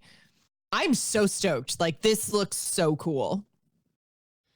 Yeah, it's very, very neat. I also inquired about the upcoming Wild event. I'm like, oh, I don't see Ragnaros and Azoth in here. And I was told that they're going to update the library as soon as those cards flip over to Standard. Since you can currently craft a deck using the cards, it just has to be in Wild mode. So because of the fact that this generates deck codes and everything, that if you have Standard filter selected in this browser deck builder, at least at the moment, you're not going to see those wild cards, but as soon as they're available in game, they'll also be on here. And that's very cool. That's just so cool. What an awesome thing for the web team to work on. This is like one of those things, much like I feel has been the story of Hearthstone this year, is these new things coming out that a lot of us weren't really thinking of. Like maybe if you go back through the 333 other episodes of The Angry Chicken, maybe we got an email at some point where someone was suggested, hey, why don't they have a deck builder online so it'd be easier for us to theory craft and share deck codes? But it's definitely not something that's been in like the forefront of my mind as something I'd like to see added to Hearthstone. And yet here it is, and it feels so right. And the fact that it's going to actually, synergize with card reveals as well as it sounds like it's going to, that is just rad. Yeah, you can even import deck codes. So like, Garrett, I could send you a deck that I'm theory crafting. You can paste the deck code, import it before the expansion goes live, and say, no, Joce, this is dumb. This needs to be changed. What are you even thinking here? And then you can send me a deck code back again, and we can see everything with all the revealed cards. Oh, man, this is so cool. This is going to be really good for our launch day streams when we're trying to build decks together. We can build them in here instead of in the collection manager. I like it. Also I like it a lot. Give us an idea of what some. It also may end up with me having less dust because I may get in here and theory craft it on launch day and go, oh man, there's like 2 epics that I think would be dope in this, but I didn't crack them. Well, you know what? Let's just craft them. Yeah, that's the end game. They just want us to buy more packs. That's how they get you, Joce. That's how they get you. Yeah, that's how they get you. Oh man. Well, we have one more sponsor to thank today before we get into strategy and talk about Highlander Hunter, and that is Honey, a free browser extension that saves you money everywhere you shop online. You can get it for free by going to joinhoney.com/TAC. Joce, have you ever bought something online and then you found out later you could have gotten it for less money? That is straight up, and you should sympathize with this. I think that is worse than top decking Questing Explorer after you complete your quest. You could just never put them in your deck, Garrett, and then you you put them. The upside is too strong. Too strong. I disagree with you. We're gonna go to our graves fighting about Questing Explorer. Yeah. We're gonna be doing an episode of Angry Chicken from a retirement home, saving money, shopping online with Honey, continuing to argue about Questing Explorer in Wild. There's gonna be 3 billion cards in Wild. But yeah, I use Honey. It's it saves me money. It saves me time. I don't have to go around and I know what you do, Joce. You go to Google. You're about to buy some pants or something, and you're like, okay, I'm on this website. Let me go to Google and just type in this website plus coupon, and then you sit there for 15 minutes and you find code after code that doesn't work. Honey does all that crap for you. It's done. It's over. You're finished. You're ready to go. It's fantastic. I don't like Googling. It saves so much time. Yeah. And I mean, half the time the sites that you're going on when you're doing that, you're just like, should I be here? This feels like it might be trying to steal my information. Yes. So let Honey brave the internet for you, looking for coupon codes. And it knows every coupon code, sailor discount at over 20,000 sites, places like Amazon, Macy's, Domino's, which is an important one for me, Joce. Also Target. Big Target fan. And you just shop like normal. You just go shopping. The thing that's so important for me is that it works in Canada. Like there are Canadian retailers that it actually finds me codes for, because most of the time when we do stuff like this, it's like, oh, US only, but this works literally everywhere, even Canada. Can it get me a discount on a cup of Timmy's? No, Timmy's is already the perfect price. Jocelyn, I made the mistake of having Tim Hortons when I was at your wedding. It is good coffee. It's so good. It is really good coffee for like a quickie stop. Like it's so good. Yeah, for a quickie. I finished it. A quickie mart. Quickie mart was what I was looking for. That's the word I was looking for. Yeah, it's really good coffee. You know, when you're looking for a quickie, which refers to coffee and nothing else. So it's great. Just shop like normal. Honey's gonna find you savings, and believe me, it feels like magic. It feels like top decking a Questing Explorer on turn 2. That's what it feels like. It's so good. It's so good. You don't even start with it in your hand. Turn 2 comes, and off the top comes Questing Explorer, and you think to yourself, I am sure glad I listened to Garrett and put that in my deck. It's fantastic.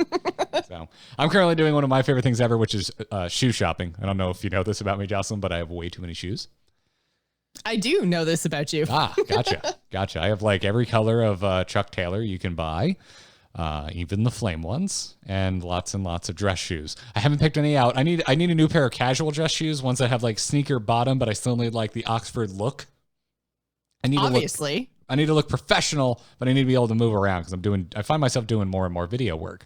But I haven't picked any out yet, but there is a pair of Steve Maddens on clearance. They're already on clearance, and Honey could save me another $9 on them. So I don't know. What am I waiting for, Jocelyn? I should just buy these shoes. I know. And that's the thing too. I bought a whole bunch of stuff from a Canadian retailer, a whole bunch of clothes, because we just had family portraits taken over this past weekend. And so I went shopping for a whole bunch of clothes, and a lot of stuff was on clearance, and Honey got me a deal on top of a clearance price, which is crazy. So save all the money that you can. Indeed. There's basically no reason not to use Honey. It's free to use and installs on your computer in just 2 clicks. Get Honey for free right now when you go to joinhoney.com/TAC. And then they'll know that we sent you, and they're like, thanks, Anchor Chicken. We'll keep sponsoring you. So thank you, everybody. Thank you, Honey. And now let's talk about Highlander Hunter. Hit it very hard. Wanna blow something up?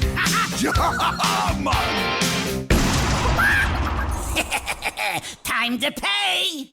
So we were talking about getting away from the off-meta decks this week, and we were like, hey, what have we not covered yet? And Highlander Hunter came up, and I was like, no, we had to have covered that yet. We haven't done a deep dive on Highlander Hunter yet, Joss, and I felt like it was really popular at the beginning of Oldham.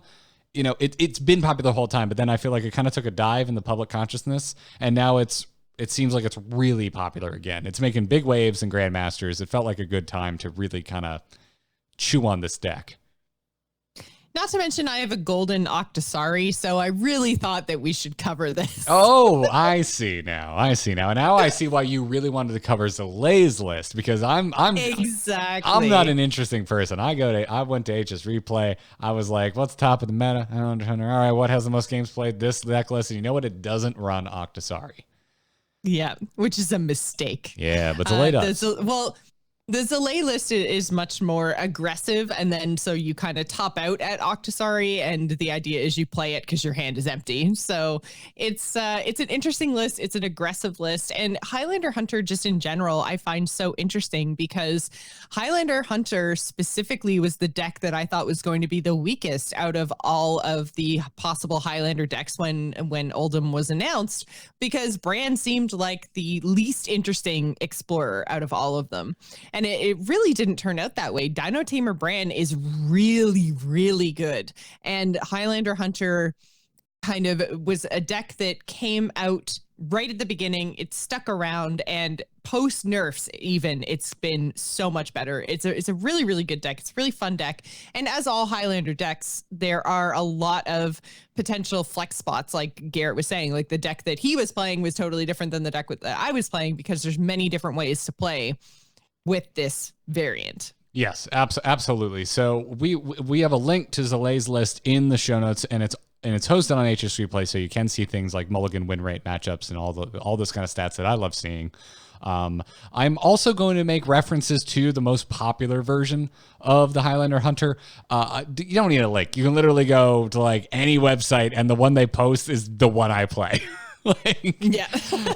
So it's not hard to find. It's the top Highlander Hunter deck on HS Replay at this exact moment. But it really did. It totally worked. You're right. We undervalued Dino Tamer brand, but I also think we just undervalued things like Zephyrus, for example, just as other pieces of the Highlander puzzle that Hunter was going to have access to.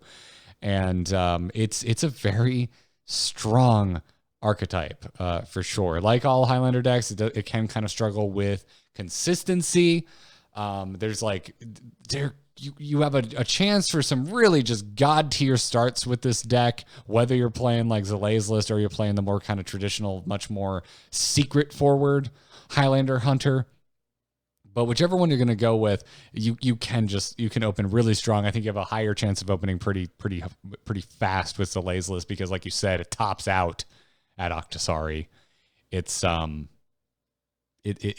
strong deck. So Zalae's list, if you haven't looked at this, is like, so if the most popular one is basically like a riff on the Secret Hunter, this is kind of a riff on Mech Hunter. It's like Mech Hunter plus mid-range Hunter, because we could only put one of each card in. So we looked at both those archetypes and found the best cards in it and only put one of each card in this deck, plus things like Siamat, Zephyrus, Dino Tamer brand, and you already mentioned Octosari. Like, this is a very cool list. Yeah, it is. It definitely borrows a lot from Mech Hunter. I mean, you've got your upgradable Framebot, which is a really interesting inclusion. Alongside, you've also got War Gear, which is just straight up good. If you can stick a mech at all, you can basically give it a 5/5 buff. If not, you've just got a 5/5 body. So yeah, I think this deck it's a little bit more aggressive than other Highlander versions. And I mean, you're kind of looking for all of your mech synergies early on. You're looking for like Shimmerfly. Obviously, I think Shimmerfly is one of the ones that goes across both lists, right? Yeah, Shimmerfly is in the most popular version as well. Yeah. So you're kind of looking for your one drops, and you want to get on to as quick a start as you possibly can. Because like I said, the idea is to put as much on the board and hit face as much as you possibly can, so that if you happen to make it all the way to Octosari, you've got an empty hand. So I've had this deck totally, completely bomb for me because I've pulled all of my top end. But if you do get lucky, and there's a lot of stuff that's like 4 mana or less in this list, almost the entire list is 4 mana or less. So you're just trying to go as quickly as you can, put out as much stuff every turn as you can, and just kind of face. There are 8 cards in this list that cost more than 4 mana. Yeah. So yeah, it's a very bottom heavy deck. Yeah. So if you've played Mech Hunter, then you kind of know what to look for Mulligan here, because it runs things like Mecharoo, upgradable Framebot, Venomizer, and the like. Those are things you're looking for. But it also runs Animal Companions, so that's another card that you're very much looking forward to keep. And if you have that, then you're also probably looking at Houndmaster, going, all right, yeah, let's keep you. But I think Houndmaster is more dependent on if you've got Animal Companion, because so much of the other early game is based around mech here. Very, very much so. I'm interested in the Secret Keeper variant though. So like, how has that been working for you on ladder? Is the secret package working out in Highlander? It's good. It's a strong deck. It has some of the healthiest matchups like across the board of any archetype you can play right now. Again, it's Highlander though, so you do have those games like you said where you just draw poorly and there's not much you can do about it. Like I want to spend more time with Zalae's, because I like when I saw Octosari was in it, I'm like, oh, this kind of addresses one of my biggest gripes with the secret Highlander Hunter, which is like, I just feel there's like basically no card draw.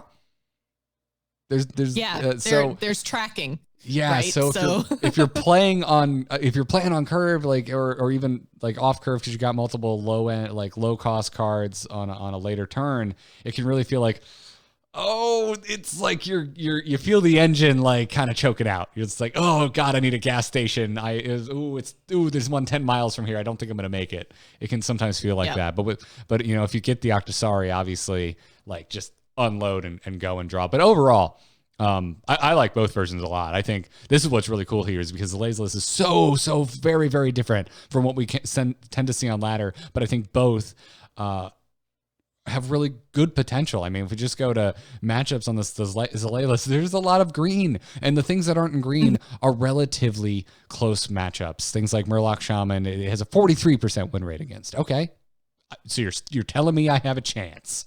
So that's the kind of thing I'd like to see in a deck list.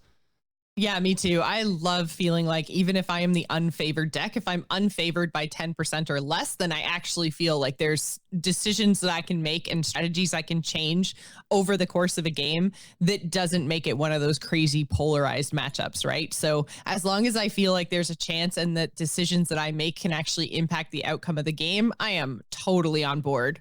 So I'm looking for anything, 40% or better. Yeah, and both versions of the deck, like there's obviously preferred hands you would like to start the game with, but there's even your weird hands. You have a high likelihood of having some way to interact with the board to get to where you need to be to live to the next draw, to see what's off, comes off the top of your deck. Because you want Shimmerfly, but you don't get it. Well, maybe you got a Spring Paw. Cool. That's a rush minion. It gives you another rush minion. You can actually control the board with that. You didn't get that. Maybe you got a Hench Clan Hogsteed. It may not be at the top of the list of what you want to keep in your mulligan, but you know what? It still impacts the board. So there's just a lot of things. And the same I found was true with the Secret Highlander Hunter, because you're kind of you're hoping for in that place, you're hoping for your Secret Keeper like that. You don't even think. You see it, you keep it. You're looking for your animal companion.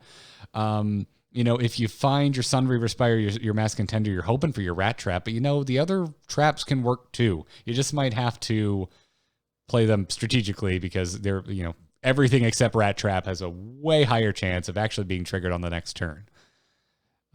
Right. And I like that idea of keeping Rat Trap just because, like, if you've got Secret Keeper and you've got your other secret synergies, because it is so difficult to trigger, especially early on. So if you want to make sure that you are actually controlling a secret early game to get some of these other power swings, then Rat Trap is an excellent keep. I like that. Yeah, totally. And it keeps that engine going. It just triggers all of your secret synergy because it's basically guaranteed to always be up. And against some classes, it may never actually even be popped. Depending on how they play.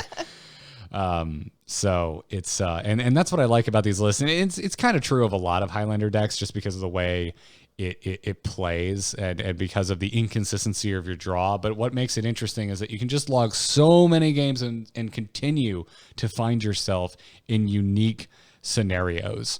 And that's what's going to really separate a good Highlander player from a great Highlander player. And that's going to be just seat time, games logged.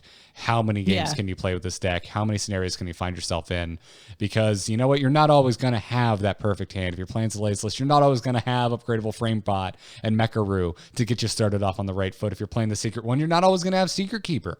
So how do you get there? How do you pilot this thing from a less than stellar start to a victory? And I find that so interesting. I love the improvisation that Highlander lists like invite you into.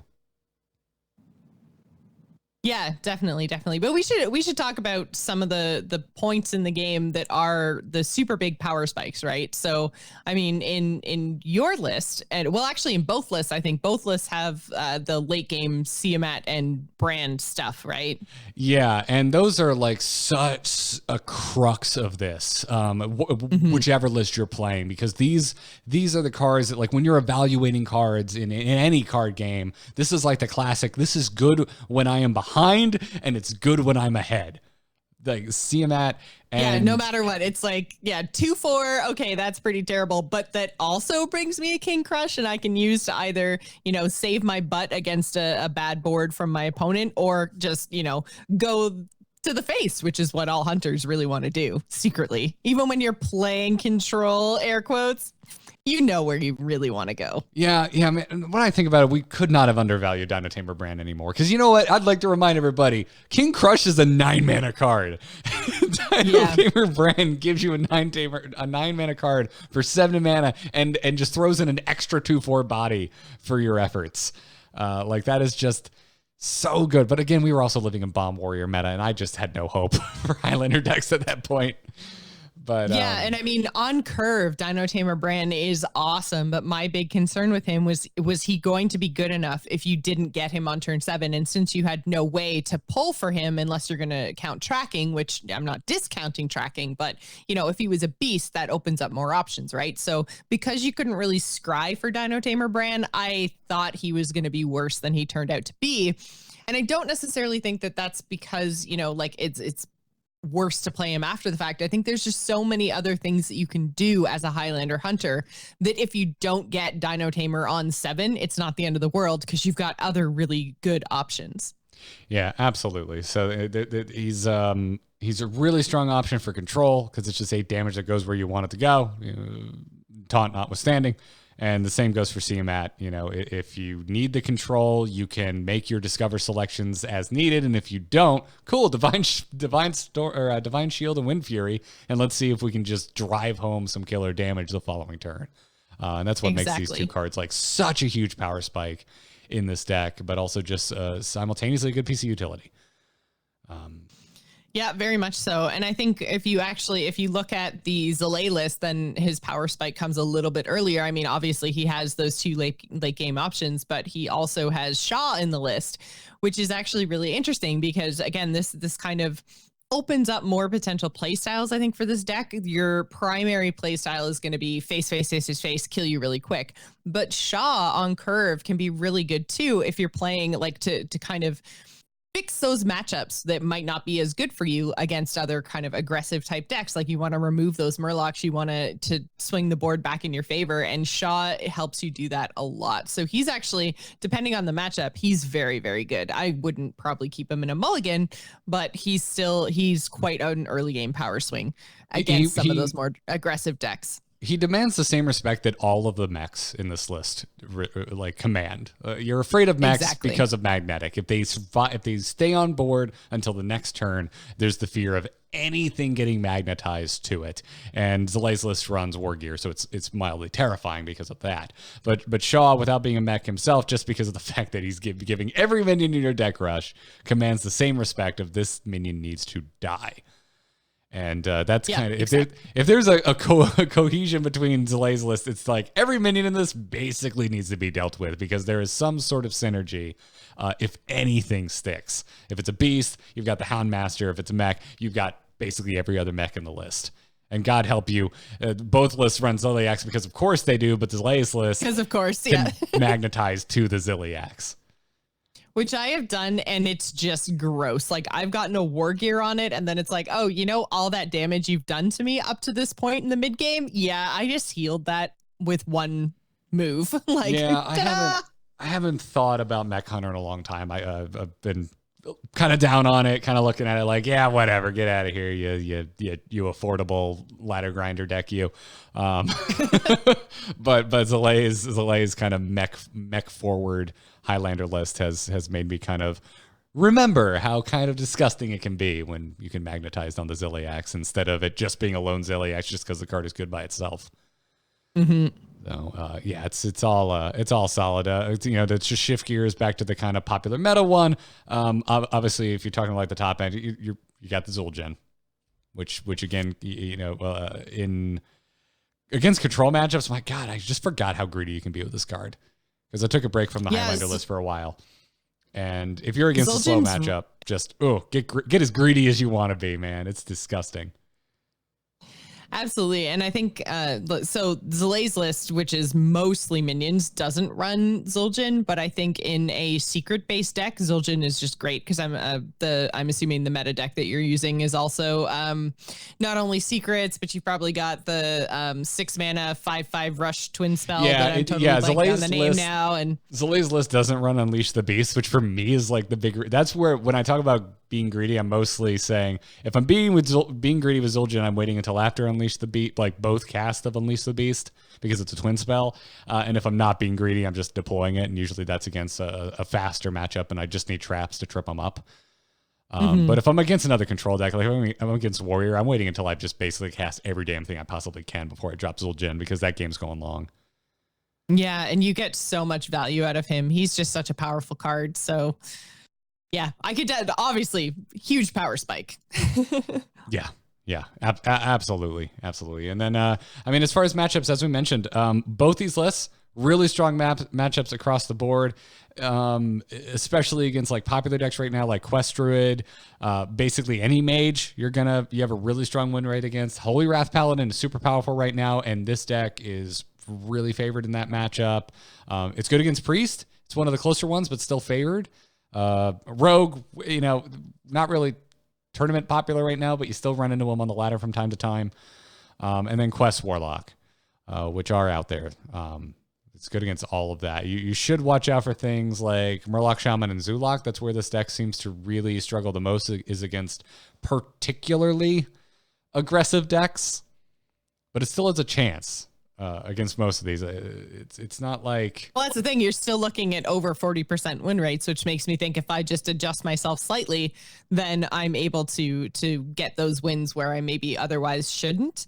But yeah, I do think that if you're going up against your super, super, super fast stuff, like for some reason, Murloc Pally wrecks me way more than Murloc Shaman. Murloc Shaman I feel like I can always navigate, but Pally, for some reason, I think it's because they have the prismatic lens stuff where 100%. They can do the 7 Murlocs at a time listen, thing. Listen, Murloc Shaman and Murloc Paladin are both very strong decks. The difference is Murloc Shaman is a fair deck and Murloc Paladin isn't.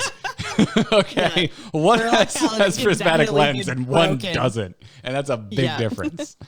There's very true. Oh God. The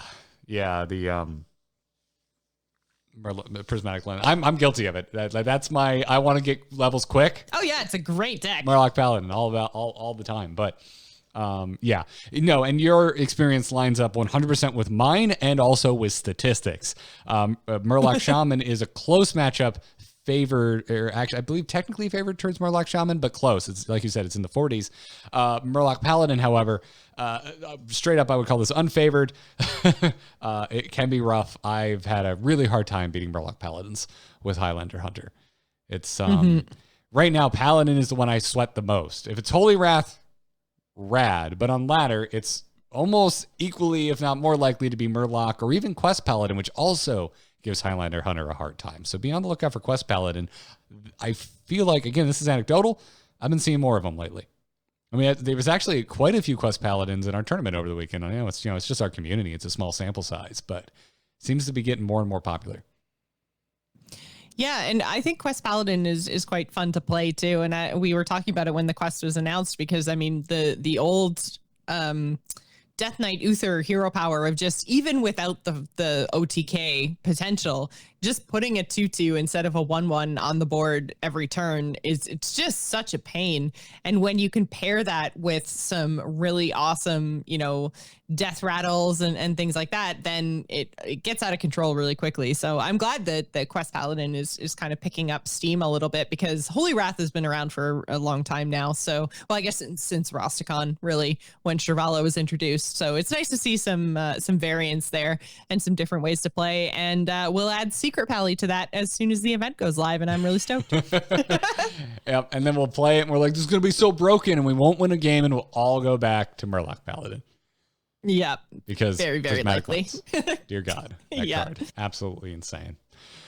So, so we got a link to Zlay's list in the show notes. Make sure you go and check that out. And that's actually going to wrap it up for the show. We're at almost 2 hours. I mean, we had a couple technical difficulties there. Thank you for bearing with us, everybody. Don't know what was going on with Discord today. But, it happens every now and then, Joce. I feel like we're pretty lucky.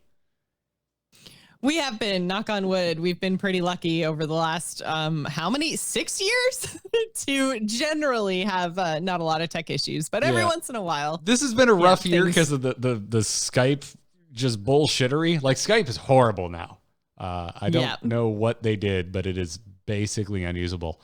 But we've been having to switch services a lot. But yeah, Discord overall has been working good, but didn't work very well for us today. So we'll have to see if that hopefully fixes itself. But that's going to bring us to the end of this show. Keep the emails coming, everybody. tacpodcast@gmail.com if you want to write in. If you're supporting us on the Patreon, make sure you attach your Discord to your Patreon account, because congratulations, you are now in the Angry Chicken Patreon Discord, where you can contact us directly. You can do a little @Garrett and an @Joce in there, and we'll see it.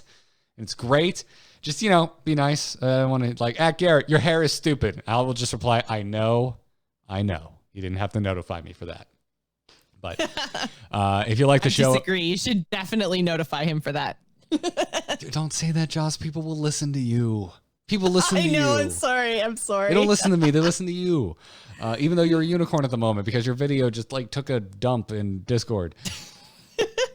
Anyways, if you dig the show, you want to support us, you can support us on Patreon, patreon.com/TAC. You can help us to get to such an insane level of support that we will just decide to move to the same location. We'll pick a country and a location to where we won't need to do VoIP anymore. We'll just open a studio, Jocelyn. That's the dream.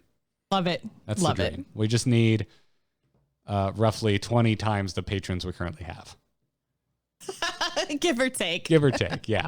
If everyone that downloaded this show gave $1, we could do that. Yes, we could. And have money left over and give to charity and become philanthropists. It would be wonderful. You could just come live in Canada. It'd be great. Yeah. Come live in Canada. But you have you have internet problems up there. I don't know. I mean, I know when there's a giant house-shaking thunderstorm. You also have data limits, I don't know, man. I don't have to deal with that here. It's way better up here. It's very cold. It's very cold. We'll get a Caribbean island. How does that sound? But then it's going to be very hot and I'll melt. Why are we even talking about this? You'll eventually get a tan. Anyways, patreon.com/TAC. You can help us buy our own island and talk Hearthstone on it. Other than that, huge thanks to our producers, Declan H, Sean C, and Cheesy Bob, who help us produce the show. Big backers over on the Patreon. We appreciate it. The whole back catalog of episodes are at amove.tv or on the youtube.com/amovetv, where you can usually see our smiling faces on the video version, although Jocelyn is currently a unicorn. I mean, you're always a unicorn. It's just that today... I am always a unicorn, Garrett. You are in your unicorn form. You can follow the show on Twitter at TAC Podcast, and you can typically catch us Tuesdays at 4 p.m. Eastern Time on twitch.tv/amovetv. But before we go, Jocelyn, you do things other than the Angry Chicken. There is more to you than meets the Hearthstone eye. Where can everyone find you? You can find me on Twitter and Twitch. I'm at Joce Plays. That's JOCE Plays. I do highly recommend following the Twitch channel because we are about to start Extra Life. It is now October, which is very, very exciting. I love October anyways, but I also like raising money for charity. So we have a couple of different streams happening in October. I'm going to be streaming on Saturday, October 12th, as well as Saturday, October 26th for Extra Life. So if you guys are interested in supporting that stream, following the Twitch channel helps, spreading the link really helps, as well as obviously being there on the day. And if you can, any monetary donations towards the cause are very much appreciated. It does support the Children's Miracle Network of Hospitals. I'm going to be doing, like I said, 2 12-hour streams in October and 2 more in November. So do go check it out. Again, that is October 12th and October 26th. I'm really looking forward to hanging out with you guys for an extended period of time. I'm going to double down on that. Make sure you go and support Jocelyn's Extra Life efforts. I'm going to show up when I can. We'll see how that works out with all of my travels, but I want to come and throw down and be terrible in some games. Maybe I'll get to run around and scream like a little child playing Dead by Daylight with you.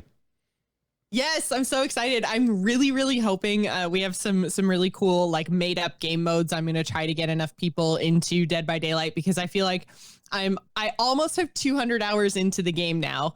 And so I feel like no matter which team I'm on, the killer or survivor, considering most of the people I play with are not Dead by Daylight players. So I don't want to tilt the game too far in one or the other direction. So we're actually making up Joce restrictions, basically. So as the killer, I'm not allowed to do anything until there's only one generator left and, stuff like that. So there's going to be some really awesome, tie both hands behind my back and see if I can kill you guys moments. And I'm really looking forward to it.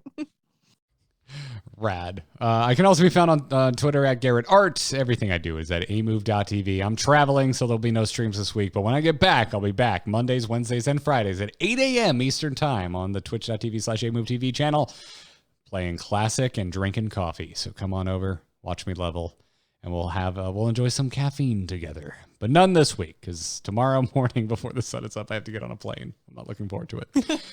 Sad face. So, Jocelyn, we'll leave on a question. We don't usually do this, but it is in the chat. So, before we go, what lens do you look at What lens do you look through to decide if a deck is fair or not? And to that, I would answer: does prismatic lens draw me a card that plays all the Murlocs in my deck? That's my answer. Job's done. Job's done. Made me laugh. And this is the first time we've ever swapped jobs done.